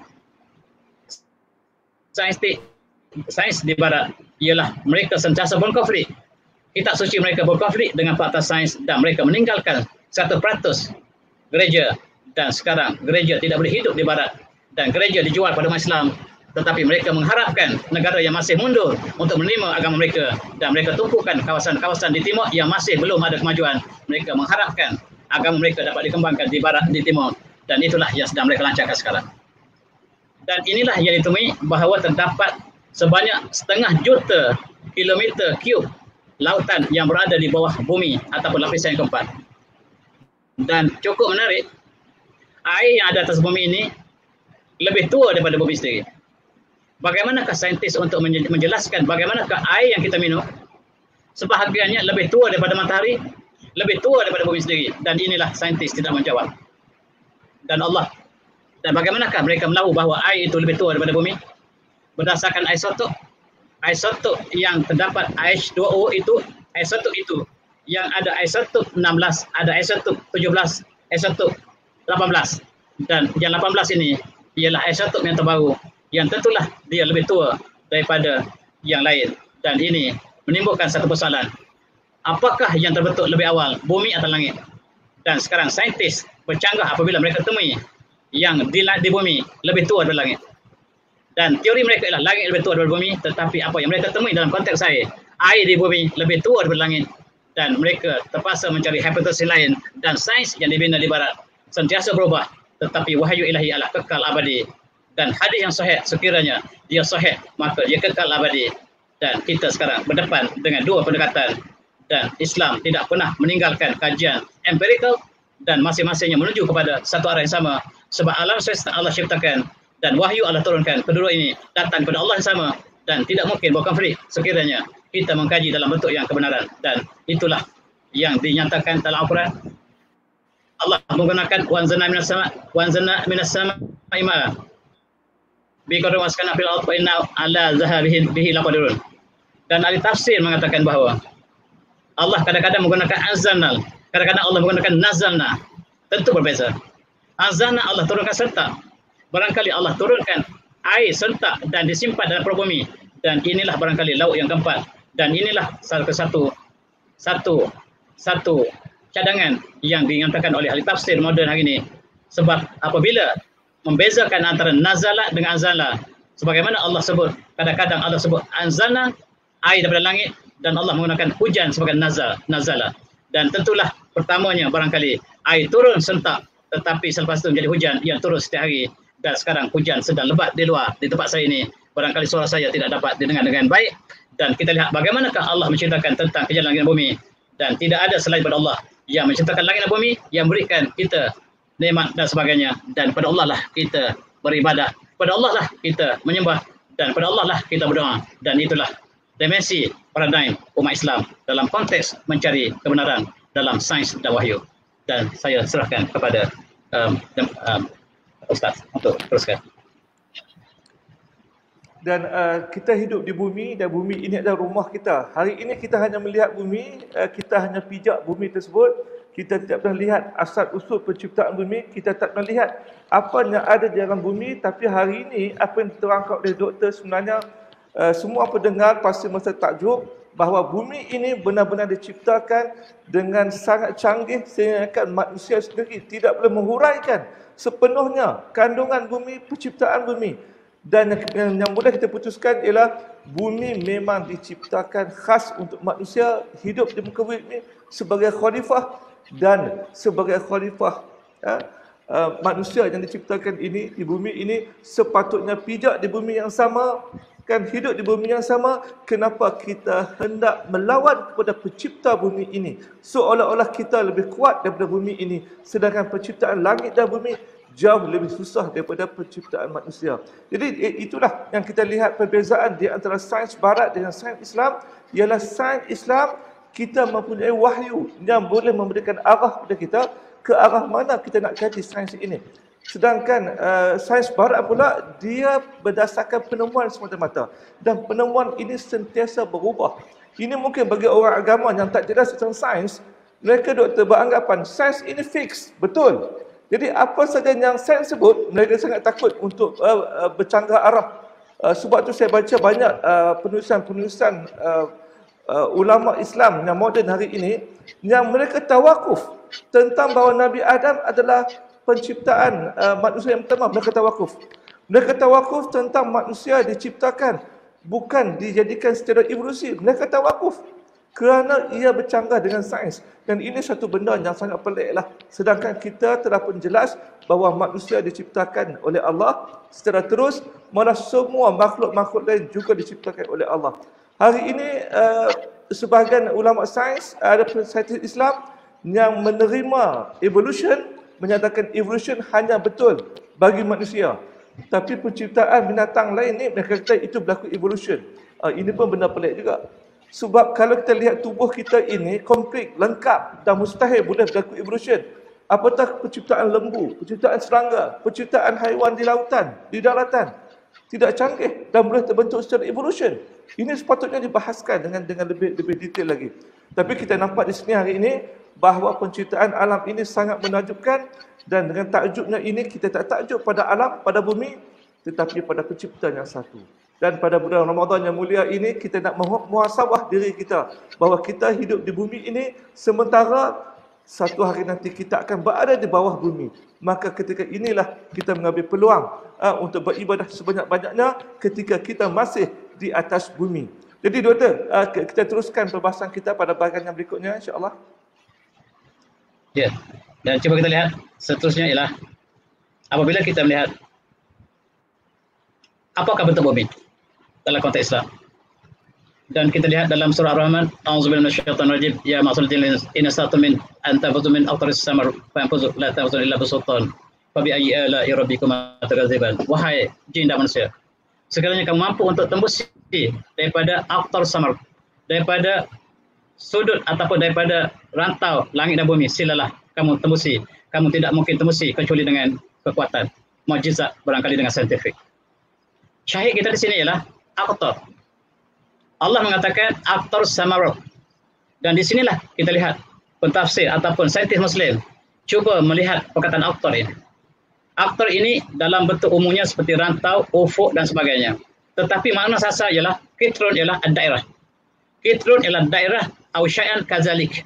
Aqtar ini maksudnya bulatan ataupun circumference ataupun lilitan. Lilitan ini menggambarkan bahawa dia bulat. Dan di sinilah saintis Muslim mula mengkaji bahawa bumi ini bulat daripada ayat ini. Kitrun maksudnya lah Samarud. Walaupun aktor ini luas maksudnya, tetapi maksud asalnya ialah sesuatu yang bulat. Maka di sinilah kita lihat Al-Biruni mengkaji dan melihat, cuba menilai berapakah jari bumi kita. Dan ketika zaman Al-Biruni, mereka telah sepakat bahawa bumi yang kita tinggal ini berbentuk sfera, bulat, bukan lepis sebagaimana disebut oleh gereja, sebagaimana disebut oleh sinagog, sebagaimana disebut oleh Yahudi, sebagaimana disebut oleh Kristian, bahawa bumi kita berbeza sebagaimana mereka sebut. Kita daripada Al-Quran, kita dapat menyimpulkan bahawa bumi yang kita tinggal ini berbentuk bulatan berdasar kepada istilah-istilah, indikasi-indikasi, ijaz yang terdapat di dalam ma'ani, di dalam balaghah Al-Quran yang menyampaikan secara tidak langsung tentang bentuk bumi di banyak tempat ayat lain. Sehingga kita lihat dalam kurun yang ke-8, ke-9, masih ketika England belum ada lagi, umat Islam telah mengadakan model bumi dan segala cakrawala. Dan dikatakan bumi berada di tengah-tengah cakrawala. Dan mereka dapat mengira bilakah awal bulan, bilakah gerhana bulan berdasarkan model mereka. Dan model ini dikatakan model geosentrik. Maksudnya bumi yang bulat berada di tengah-tengah. Dan ini umat Islam telah sepakat sejak zaman Baghdad. Alangkah malang apabila zaman moden ini kita kembali kepada zaman gereja, iaitu mengatakan bumi lepir dan bercanggah dengan Al-Quran sama sekali. Dan kita lihat bagaimanakah saintis kita. Saya bagi contoh umpamanya Abul Wafa bin Aqil. Dalam kurun yang ke-9 atas 10, dia mengatakan bahawa seperti berikut. Al-ardu ala haitil kurah ala tadwid al-falak. Dan bumi ini bentuknya lah bulat, sfera. Al-Qurah disebut Qurah. Qurah ini bola sepak. Dan bumi berbentuk Al-Qurah ala tadwid al-falak. Dan dia berada di atas orbit yang mengelilingi matahari. Ini disebut dalam kurun yang ke-9 lagi. Telah sepakat di kalangan saintis Muslim bahawa bumi berbentuk seperti demikian. Dan dia terangkan lagi bagaimanakah bentuk bumi yang sebenarnya. Tuan-tuan boleh kaji tulisan yang terpapar dalam skrin ini. Dan kaji bagaimanakah yang dinyatakan oleh ulama Islam berdasar Al-Quran sejak kurun yang ke-9, sejak Perancis dan England belum ada lagi, kita telah sepakat bahawa bumi adalah bentuk sfera dan inilah bercanggah dengan pandangan yang masih memegang bahawa bumi adalah lepir ataupun rata. Dan kita lihat bagaimanakah saintis Muslim mengira tentang kelihatan bumi.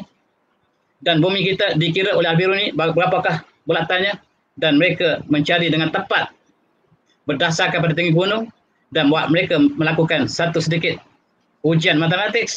Dan Al-Biruni mengira jari bumi dan hasilnya berdasarkan ilmu trigonometri yang diasaskan oleh Islam untuk tujuan falak dan tujuan untuk mengkaji tentang bumi sebagai sfera. Dan akhirnya Al-Biruni melukis peta dunia yang menjadikan garis-garis altitude dan latitude sebagai pusat ataupun sebagai tempat untuk menandakan koordinat bumi, dimulakan oleh Al-Biruni dengan Mekah, tempat yang kosong darjah. Kita lihat, inilah dilukis oleh Islam, selatan di atas dan utara di bawah. Apabila peta ini dibawa ke Eropah, mereka tidak ingin mengikut sistem Islam. Mereka jadikan utara di atas dan selatan di bawah. Sedangkan kita lihat peta umat Islam merajikan selatan di atas dan utara di bawah. Dan kita lihat di situ garis bujur dan garis lintang telah dilukis sejak kurun yang ke-8, 9. Dan tujuanlah untuk mengira bagaimanakah arah kiblat berdasarkan pada sebuah bandar tertentu. Dan ini kita panggil ilmu kartografi. Ilmu kartografi ini siap sebelum Eropah maju. Dan berdasarkan ilmu inilah yang diambil oleh mereka untuk menggambarkan seluruh dunia. Sedangkan kita telah melukis peta dunia dengan lengkap. Dan kita melukis di atas geluk. Dan ini berlaku zaman Al-Biruni, zaman-zaman selepas Al-Biruni, sampailah kepada zaman moden ini. Masih umat Islam menganggap dan berdasar Al-Quran bahawa bumi ini bulat dan diletakkan garis bujur dan lurus, garis bujur dan garis lintang untuk mengira di manakah letaknya bandar dan nisbah dengan Mekah. Tuan-tuan lihat dalam gambar ini, Mekah berada di tengah-tengah. Dan melalui kosong darjah yang kemudian dipindahkan oleh Barat ke Greenwich, mereka tidak sanggup merujuk Mekah sebagai kosong darjah. Mereka merujuk kepada Greenwich dan seluruh dunia sekarang merujuk Greenwich yang melalui sebuah gereja yang paling lama di England, di bandar Rugby. Dan itulah di dalam sains ada value. Tadi ada soalan, bahawa kenapakah ada sains Islam, tidak ada sains Kristian. Bagaimanakah nak wujud sains Kristian, sebab Kristian memusuhi sains, sedangkan sains harmoni dengan Islam. Oleh sebab itu tidak wujud sains Kristian, sebab Kristianlah yang menentang sains. Dan kitalah yang membina, saintis kitalah yang merapatkan Al-Quran dengan wahyu, dengan sains, sebab alam semesta Allah ciptakan, wahyu Allah yang turunkan, maka dia harus dikaji dalam bentuk ulul albab yang kita lihat dalam surah-surah yang lain. Dan kita lihat juga bagaimanakah umat Islam dapat mengetahui bumi yang bulat daripada ayat yang banyak, umpamanya khalaqas samawati bil haqq yukawwirul laila nahar wa yukawwirun nahara lain. Allah gulingkan malam kata siang dan siang kata malam. Allah menggunakan perkataan yukawir. Kawarah ini ialah bulat. Allah bulat pusingkan malam kata siang dan siang kata semalam. Tempat yang kena matahari kita panggil siang. Tempat yang tak kena matahari kita panggil malam. Dan Allah gulingkan. Yukawir ialah belik. Belik ialah di atas benda yang bulat. Inilah sebab saintis Muslim dapat memahami bahawa berdasarkan pada ayat ini bahawa bumi ini bulat berdasarkan Al-Quran. Tetapi sayang, kita lihat ada ulama kita yang mengatakan bahawa bumi bulat ini ditipu oleh NASA. Subhanallah. NASA baru tumbuh, baru muncul 50 tahun lepas. Sedangkan umat Islam ribuan tahun yang mentapkan, yang telah secara resmi, secara ijma' bahawa bumi bulat sejak pada zaman Al-Biruni lagi. Dan bagaimanakah kita hubungan NASA? Sedangkan NASA, keluarga mereka turun-temurun percaya dunia adalah lepeh. Dan kita tersalah hujah bahawa kita tidak melihat Al-Quran, kita tidak melihat dalam konteks Al-Quran, dalam tafsir yang sebenarnya. Dalam ayat yang banyak, umpamanya Allah menyatakan huwallazi khalaqal laila wan nahar wasyamsa wal qamar wa kullun fi falakin yasbahun. Kita tengok ayat ini. Dan ini ditafsirkan oleh Said Hawa dalam Al-Asas fi Tafsir. Tuan-tuan rujuk kitab Al-Asas fi Tafsir oleh Said Hawa. Apa dia kata? Di sinilah Allah mengatakan bahawa bumi bulat. Bumi berputar dan mengendari matahari daripada ayat ini. Huwallazi khalaqal laila wan nahar wasyamsa wal qamar kullun fi falakin yasbahun. Coba lihat. Dialah yang menciptakan malam dan siang, matahari dan bulan. Semuanya berada di atas orbit mereka, sedang berenang-renang. Yasbahun ialah berenang. Yusabihun bertasbih. Yasbahun Allah kata berenang. Subhanallah. Dalam ayat ini ada dua objek, iaitu asyams wal qamar. Dua objek, di belakangnya Allah sebut kullun fi falakin yasbahun. Yasbahun ini mesti tiga atau lebih ayat yang terlibat. Tetapi yang disebut ialah asyams wal qamar, kata Said Hawa. Sebenarnya di sini terdapat al-lail wan nahar. Al-lail wan nahar itu tempat bumi, tempat berlakunya siang malam hanyalah pada bumi. Maka dalam ayat ini isyarat, kata Said Hawa dalam tafsirnya, bahawa bumi, matahari dan bulan seluruhnya kullun dalam konteks balaghah Arab maksudnya kulluhum fi falakin yasbahun. Dan kalau kita belajar tentang nahwu Arab, kita tahu bahawa Allah merujuk yasbahun ini kepada tiga atau lebih objek, dan bukan saja matahari dan bulan, tetapi bumi yang Allah kata sedang berenang-renang, dan itulah mengikuti orbit bumi berputar mengelilingi matahari. Antaranya ialah Az-Zarkali. Az-Zarkali membuat model bahawa bumi mengelilingi matahari berdasarkan ayat ini. Betapa jauhnya, bagaimanakah pemuda kita sekarang menguasai bahasa Arab. Dan jangan kita heran, ulama Saudi juga ada yang mengatakan bumi ini rata, dan bukan sebarang ulama. Tuan-tuan cuba lihat dalam Facebook mereka, yang mereka kadang-kadang beri petua bahawa siapa yang mengatakan bumi bergerak, matahari tidak bergerak, maka kafirlah dia. Dan subhanallah, bumi bergerak, matahari bergerak, dan cakrawala yang besar menjadi tempat edar matahari, dan bumi mengelilingi matahari, matahari mengelilingi cakrawala, dan tiada satu pun yang berhenti. Semuanya berjalan, semuanya sedang bertasbih kepada Allah SWT. Dan subhanallah, hari ini kita lihat bagaimanakah kita mengukur tentang waktu subuh berdasarkan pada bumi bulat. Allah mengatakan wa qulu washrabu hatta yatabayyana lakumul khaytul abyadu minal khaytil aswad minal fajri tsumma atimul asyama ilal lail. Dan makanlah, minumlah sehinggalah jelas bagi kamu benang putih daripada benang hitam daripada fajar. kemudian kamu teruskan puasa sampailah kepada permulaan malam. Hari ini kita lihat tuan-tuan, kalau kita naik ke atas langit dan sebagainya, kita dapat lihat bahawa perbezaan tempat siang dan malam, kita dapat lihat ada satu garis putih yang membezakan antara malam dan siang. Dan gambar ini ataupun benang putih ini bukanlah kinayah, benar-benar wujud. Dan ini gambar yang diambil oleh NASA, menggambarkan bahawa Khaytul Abyad ini sebenarnya benar-benar benang putih yang berada di ufuk sebelum kita berlaku waktu fajar kita. Dan subhanallah tuan-tuan, mereka mengambil gambar daripada langit dan mereka dapat lihat bumi kita terguling-guling dan tiada siapa yang memegang kepada Allah SWT. Dan bagaimanakah waktu subuh ditentukan? Kenapakah kita lewatkan sampai 8 minit sekarang? Ada sebab dengan di antara istilah fajar kazib dan fajar sodik. Fajar sodik ini dengan apparatus yang kita ada, kita dapat mengukur kecerahan langit dan ini menggambarkan sesuatu yang berlaku sebelumnya. Maka itulah sebabnya kita menjadikan bahawa waktu fajar ini ditentukan berdasarkan kepada kecerahan langit dan beberapa indikasi lain. Dan kita lihat dalam segi optik, walaupun matahari berada di bawah ufuk sejauh 18 darjah, tetapi dia telah mengeluarkan biasan cahayanya dan itu membentuk fajar sodik. Oleh sebab itu 18 darjah ini digunakan untuk sebagai indikasi bahawa ketika matahari berada di bawah ufuk sejauh 18 darjah, maka dia telah bermula mengeluarkan fajar sodik. Dan inilah yang dikira oleh Ibn Haytham, seorang saintis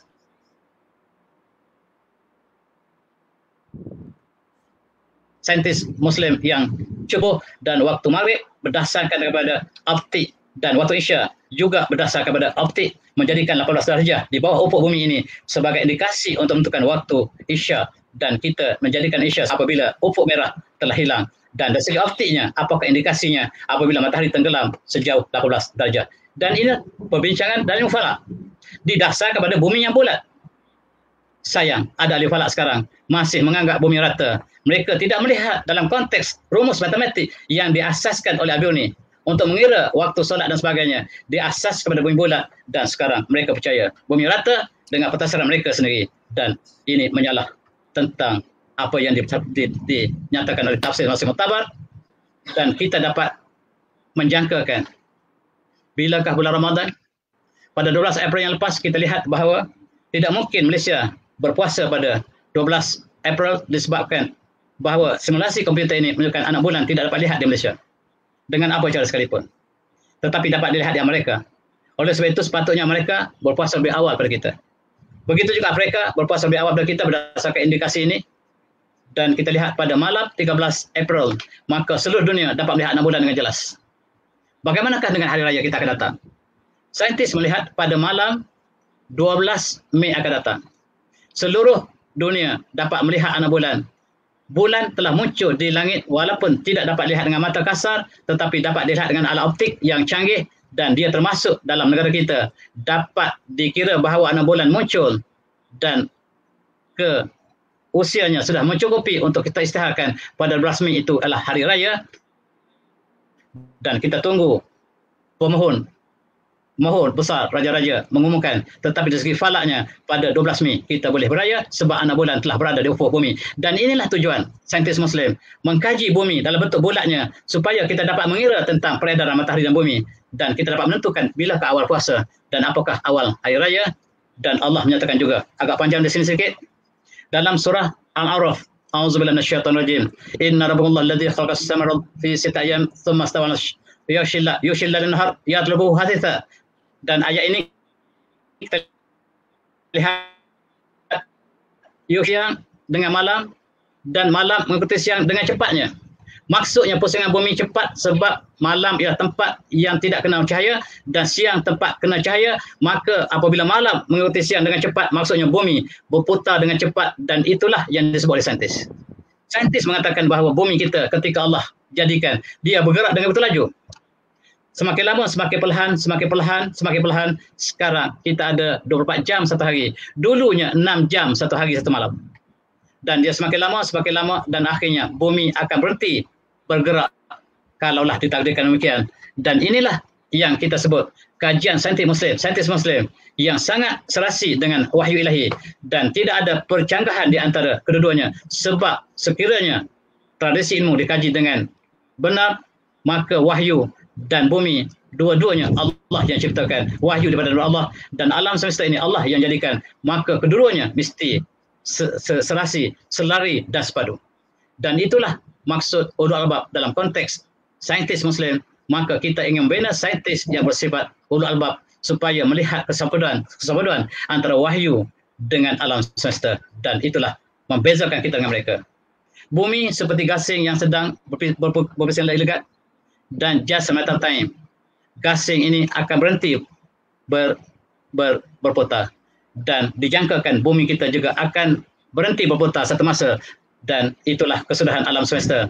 Dan Allah mengatakan bahawa apabila sekiranya Allah menjadikan siang selama-lamanya, siapakah yang akan mendatangkan malam bagi kamu?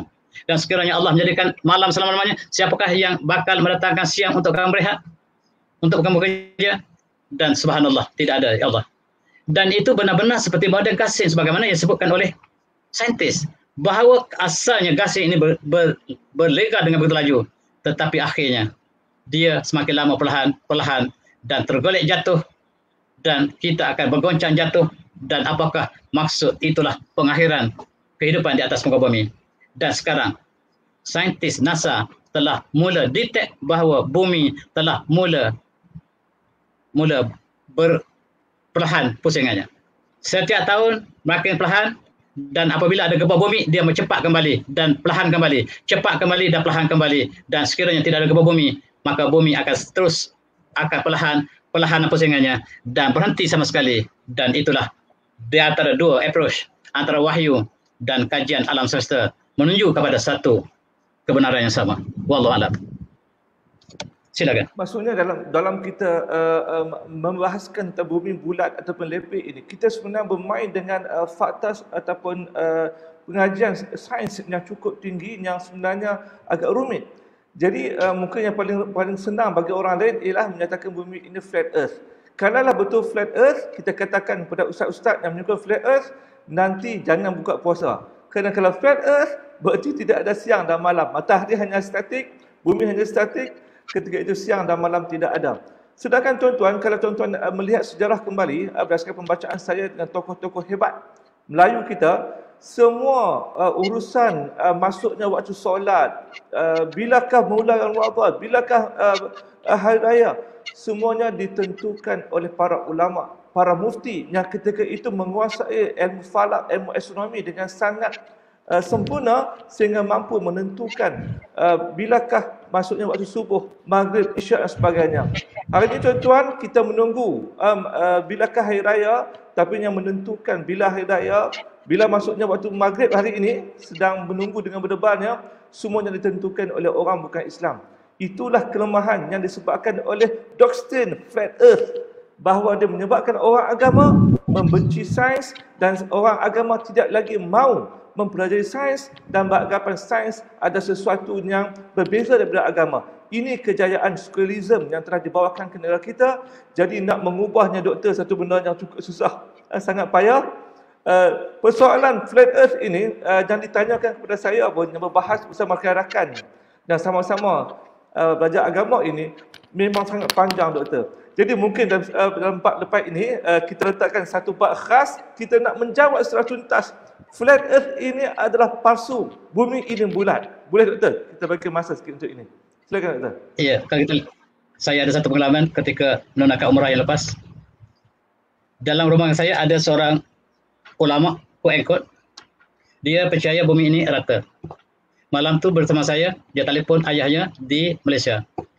Kita lepas solat asar, kita telefon, dan ayahnya mengatakan, kenapa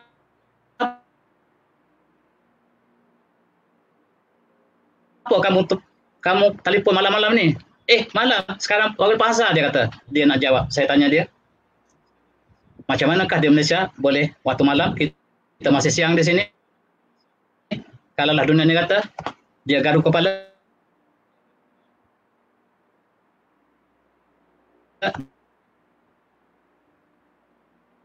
dan balik tidur di hotel, maka itu satu kisah demensi yang akan orang lagi pada, dan itulah tuan-tuan, kita lihat perbincangan kita seterusnya dan kita lihat bagaimanakah konflik ataupun konflik ini. Black Earth dalam model ini tuan-tuan kena tahu bahawa dia telah diciptakan oleh kumpulan Yahudi. Sebab dia ingin sangat iri hati pada Islam. Sebab bagaimanakah pemuda-pemuda Barat apabila mengkaji Al-Quran dan sains, mereka sangat kagum dengan Al-Quran dan mereka dapat melihat kebenaran Al-Quran berdasarkan pada pandangan mereka. Sedangkan kita Islam, Al-Quran tidak boleh diuji dengan sains, tetapi bagi orang Barat tuan-tuan, mereka menguji kedua ini dan akhirnya mereka meluk Islam. Sebab jelas dalam Al-Quran mengatakan bumi bukan saja bulat tetapi beredar mengelilingi matahari, dan itu disabitkan daripada tafsiran-tafsiran yang muktabar, dan kita melihat bahawa model yang dibina oleh saintis moden sangat tepat dengan apa yang dibina oleh saintis Muslim satu masa dulu. Dan kita lihat juga bagaimanakah Jewish Encyclopedia telah mengambil balik idea yang lama ini, dikemukakan, dan mereka cuba mempengaruhi ulama, kononnya ulama yang melihat Al-Quran dari segi zahirnya.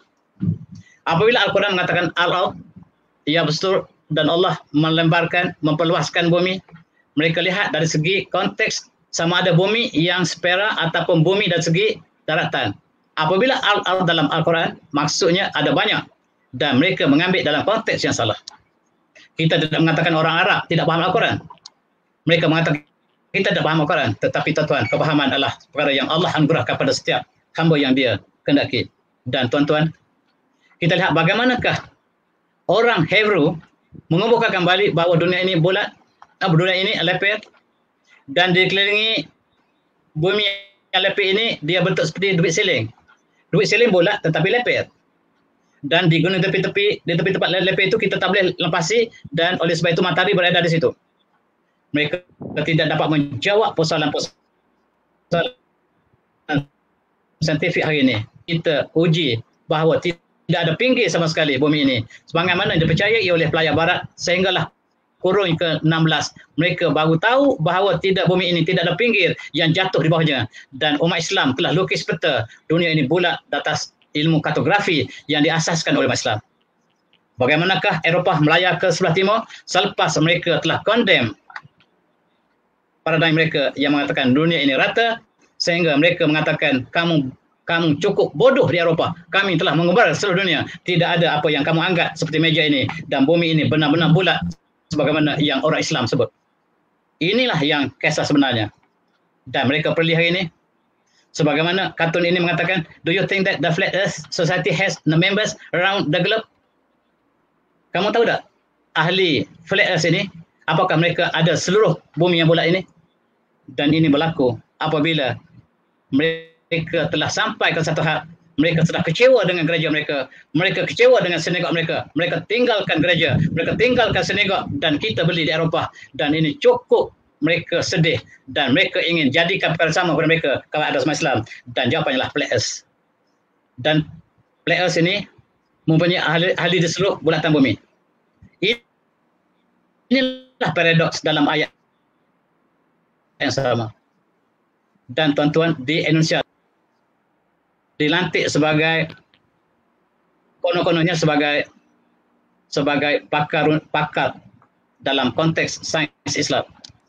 Saya mengada daripada Aceh sampailah ke Semarang, sampailah ke Jawa Timur untuk sampai ke mesej ini, dan saya berdepan dengan pelajar-pelajar peringkat PhD, Pak Master yang masih percaya dengan Flat Earth, dan saya minta mereka sebut ayat Quran yang menyokong pandangan mereka, dan mereka tak boleh pun baca Quran. Mereka sebut tentang terjemahan semata-mata. Bagaimanakah kita nak memahami Al-Quran apabila bahasa Arab yang ada 12 ilmu pun kita tidak kuasai, dan kita bercakap satu perkara yang disebut oleh orang Barat yang sangat anti kepada Islam dan juga kepada agama mereka. Sekarang teori bumi sebagai lepir ditutup oleh kaca yang transparan muncul kembali ketika zaman moden dilakukan oleh gereja kerana moden ini, dan mereka sangat kecewa sebab kita lihat dalam perkembangan sekini mereka menjadikan Galileo umpamanya satu kisah yang sangat buruk di kacamata saintis barat. Mereka ingin lupakan bahawa pernah satu masa dulu datuk nenek moyang orang barat, orang Eropah sekarang percaya dunia repair, dan mereka ingin tutup sejarah tersebut. Dan bagaimanakah kesan majlis inkuisisi yang dilakukan ke atas Galileo yang begitu menyakiti penduduk Eropah, saintis Eropah, sehingga mereka menyatakan flat earth. Kita boleh tanya orang yang menyangka flat earth. Dari Malaysia, kita ingin pergi ke Los Angeles. Bagaimanakah caranya? Saya pernah pergi dua cara. Satunya, kita pergi ke timur. Kita pergi ke timur, kita sampai ke Los Angeles. Sekali lagi, kita pergi ke barat, pergi ke London. Dan kita jumpa Los Angeles. Kita pergi ke timur, kita jumpa Los Angeles. Kita pergi ke barat, kita jumpa Los Angeles. Bagaimanakah orang yang flat earth hendak ceritakan bahawa pergi ke barat, pergi ke timur, temu tempat yang sama, kecuali tempat itu tempat yang bulat. Dan mereka tidak boleh menerima perkara seperti ini sebab mereka telah indoktrin oleh internet yang sangat-sangat besar dalam society, flat earth society yang sangat besar sekarang yang dicanangkan oleh Yahudi. Dan tuan-tuan, hari ini kita lihat, kita boleh pergi ke seluruh dunia dengan satu arah saja. Kalau kita pergi ke timur, akhirnya kita sampai Kuala Lumpur balik.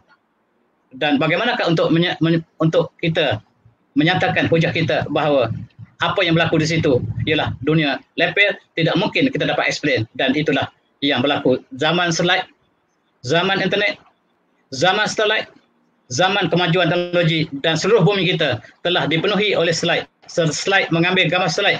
Tidak ada ruang di keliling bumi kita yang tidak ada slide. Beribu-ribu.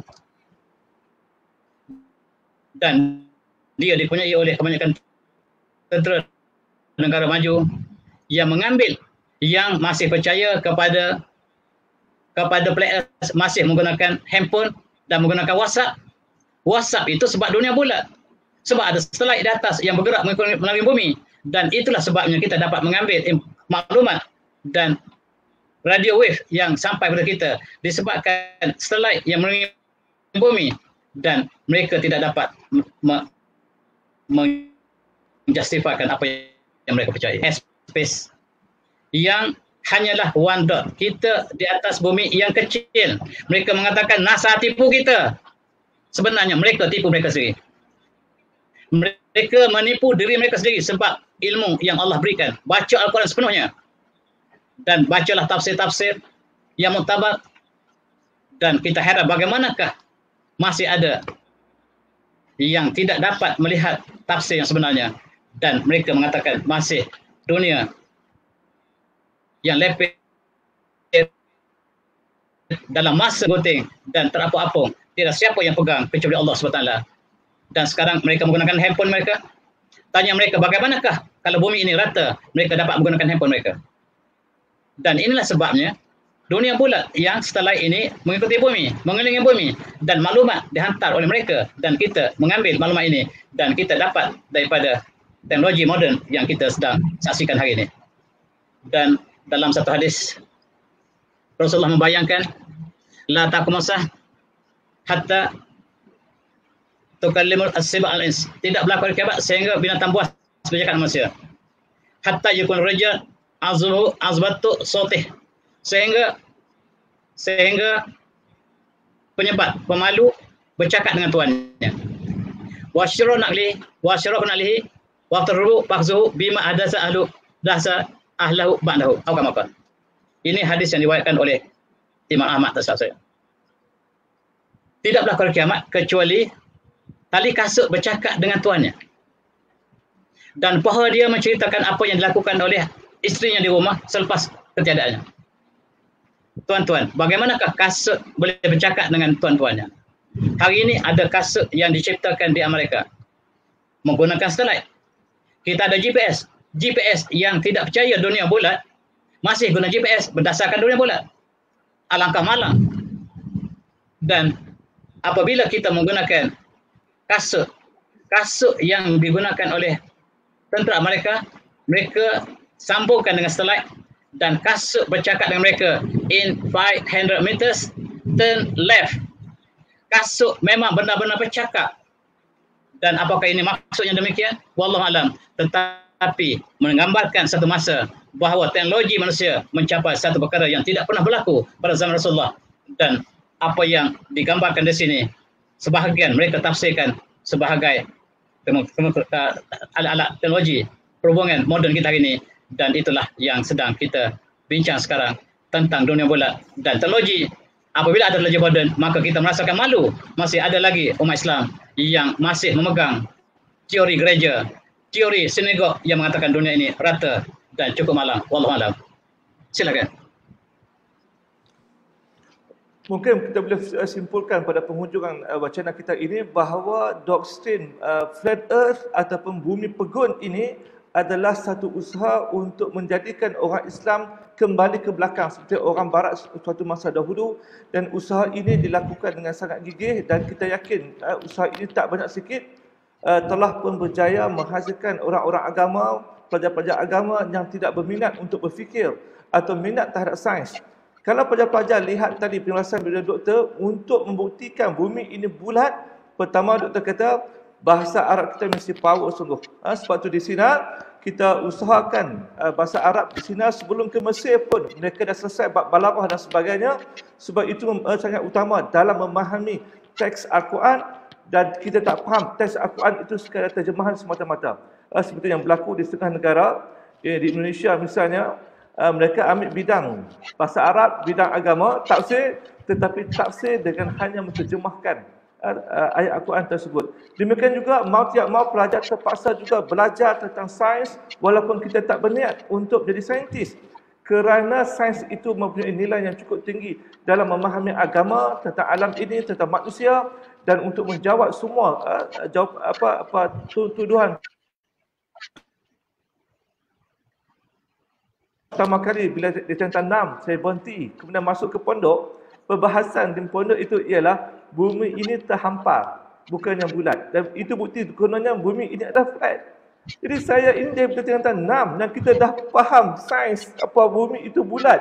Terasa macam ya Allah, aku ni tidak pilih ajaran ke atau bagaimana. Dan ini memberikan gambaran yang cukup negatif kepada masyarakat kita yang beranggapan Islam dan sains itu sangat bercanggah dan tak betul. Jadi hari ini kita lihat pula di barat yang sangat mendewakan sains, tiba-tiba mereka melihat sains satu benda yang cukup hebat. Dan bila Islam itu ada kaitan dengan sains, maka Islam diterima oleh masyarakat barat. Sebab itu bila saya sertai Facebook kumpulan grup yang berkaitan dengan orang mu'alaf daripada barat ini, hampir setiap hari doktor mereka memeluk Islam. Dan kita lihat bagaimana rakaman perbahasan mereka 2 jam di tepi jalan berbahas tentang Islam oleh seorang guru sains yang etis. Habis 2 jam dia memeluk Islam kerana Islam lebih tepat dengan apa yang dia belajar. Kristian kata ridiculous, istilah dia. Kristian terlalu ridiculous, dan otak orang barat yang logik, yang saintifik tidak boleh menerima Kristian, tetapi mereka menerima Islam. Jadi inilah Islam yang cuba kita bawakan. Jadi doktor, sebagai penutup pada bahasan yang cukup panjang pada hari ini, boleh kita berikan sikit rumusan doktor? Silakan. Ya, terima kasih. Kita lihat memang benar seperti yang disebutkan tadi. Kenapakah mereka mengemukakan kembali PLS ke dalam kalangan Islam? Sebab sebahagian tengok gambar ini. Ini pemandangan depan Buckingham Palace. Pada hari Jumaat, ketika kita lihat cadar siapa yang berlaku, selepas masuk waktu zuhur, kita dapat seorang baca khutbah dan diikuti sebagai ini. Maka kota London seperti Mekah sekarang.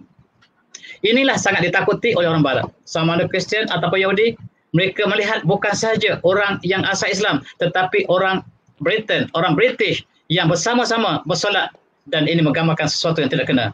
Dan mereka cari bagaimanakah untuk menghalang ini berlaku. Jawapannya lah PLS, dan tentulah orang ini akan tinggal Islam. Sekiranya Islam juga mengatakan dunia ini leper, sebagaimana Kristian kata leper, sebagaimana Yahudi kata leper, maka mereka akan tinggal agama Islam sebagaimana mereka tinggalkan Yahudi dan juga Kristian. Kita lihat di White House. Ada satu padang, tuan-tuan yang pernah melawat White House, di depannya ada satu padang, ada tugu mereka. Di situ bukan tempat masjid, tetapi bila hari Jumaat secara automatik seorang imam datang baca khutbah dan yang lain ikut, maka pemandangan ini tuan-tuan dapat bayangkan betapa Islam berkembang di barat. bagaimanakah mereka sangat bimbang?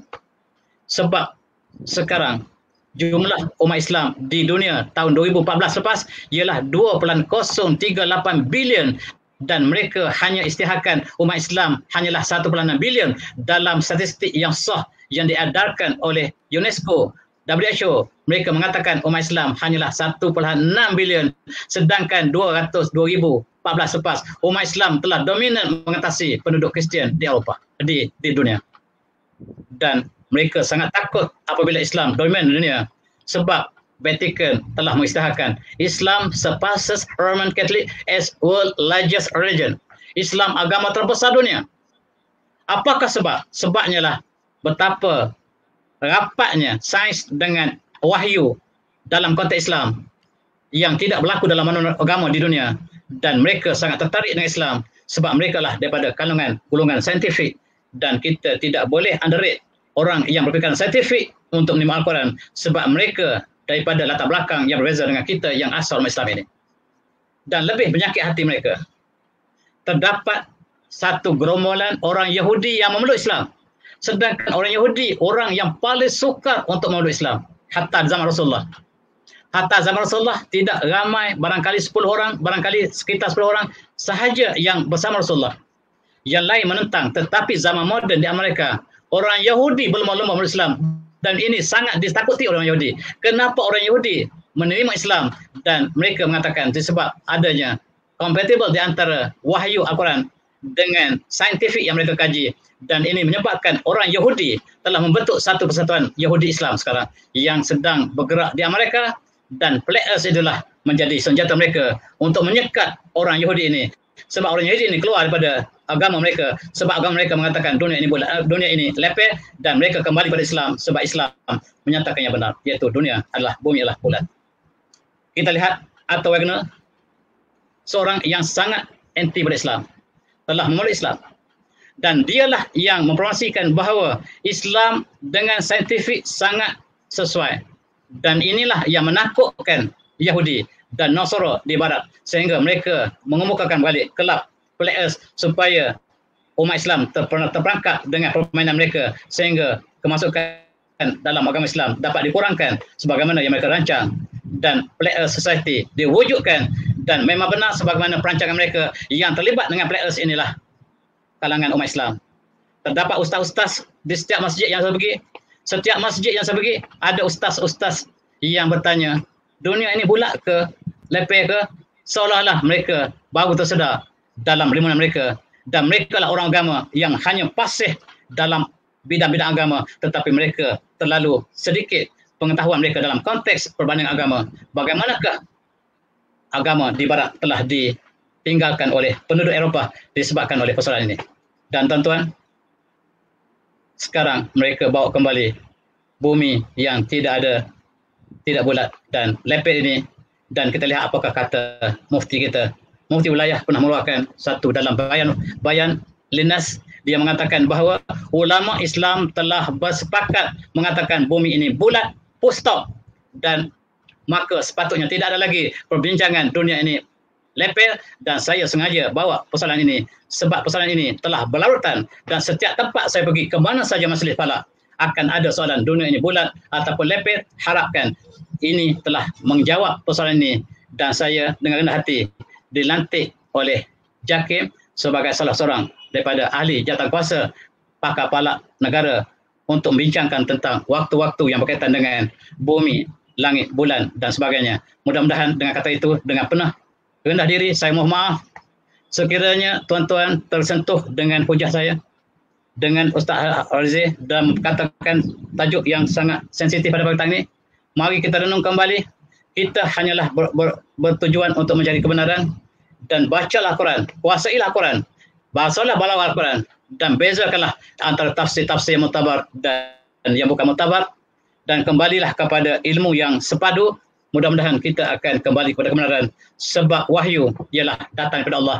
Al-Quran daripada Allah, hadis daripada Rasulullah yang juga daripada Allah, dan alam semesta, bulan, langit, bumi Allah ciptakan. Tidak mungkin bercanggah antara alam semesta, kajian alam semesta yang benar dengan wahyu Allah. Sebab itulah yang kita sebut sebagai golongan ulul albab, golongan ulul absar, golongan yang ahli nuha, asal nuha dan sebagainya, menggambarkan bahawa kesepaduan ilmu yang kita harus bincang dalam epistemologi yang benar, dan insyaAllah pagi esok sekiranya tidak ada apa-apa halangan, kita akan bincangkan sedikit daripada epistemologi yang dikaitkan dengan ilmu Islam, dan kita cuba lihat bagaimana indahnya Islam sekiranya kita melihat keseluruhannya, bukan hanya kita ambil daripada satu sudut yang kecil dan kita melihat itulah Islam, sedangkan Islam itu sangat luas.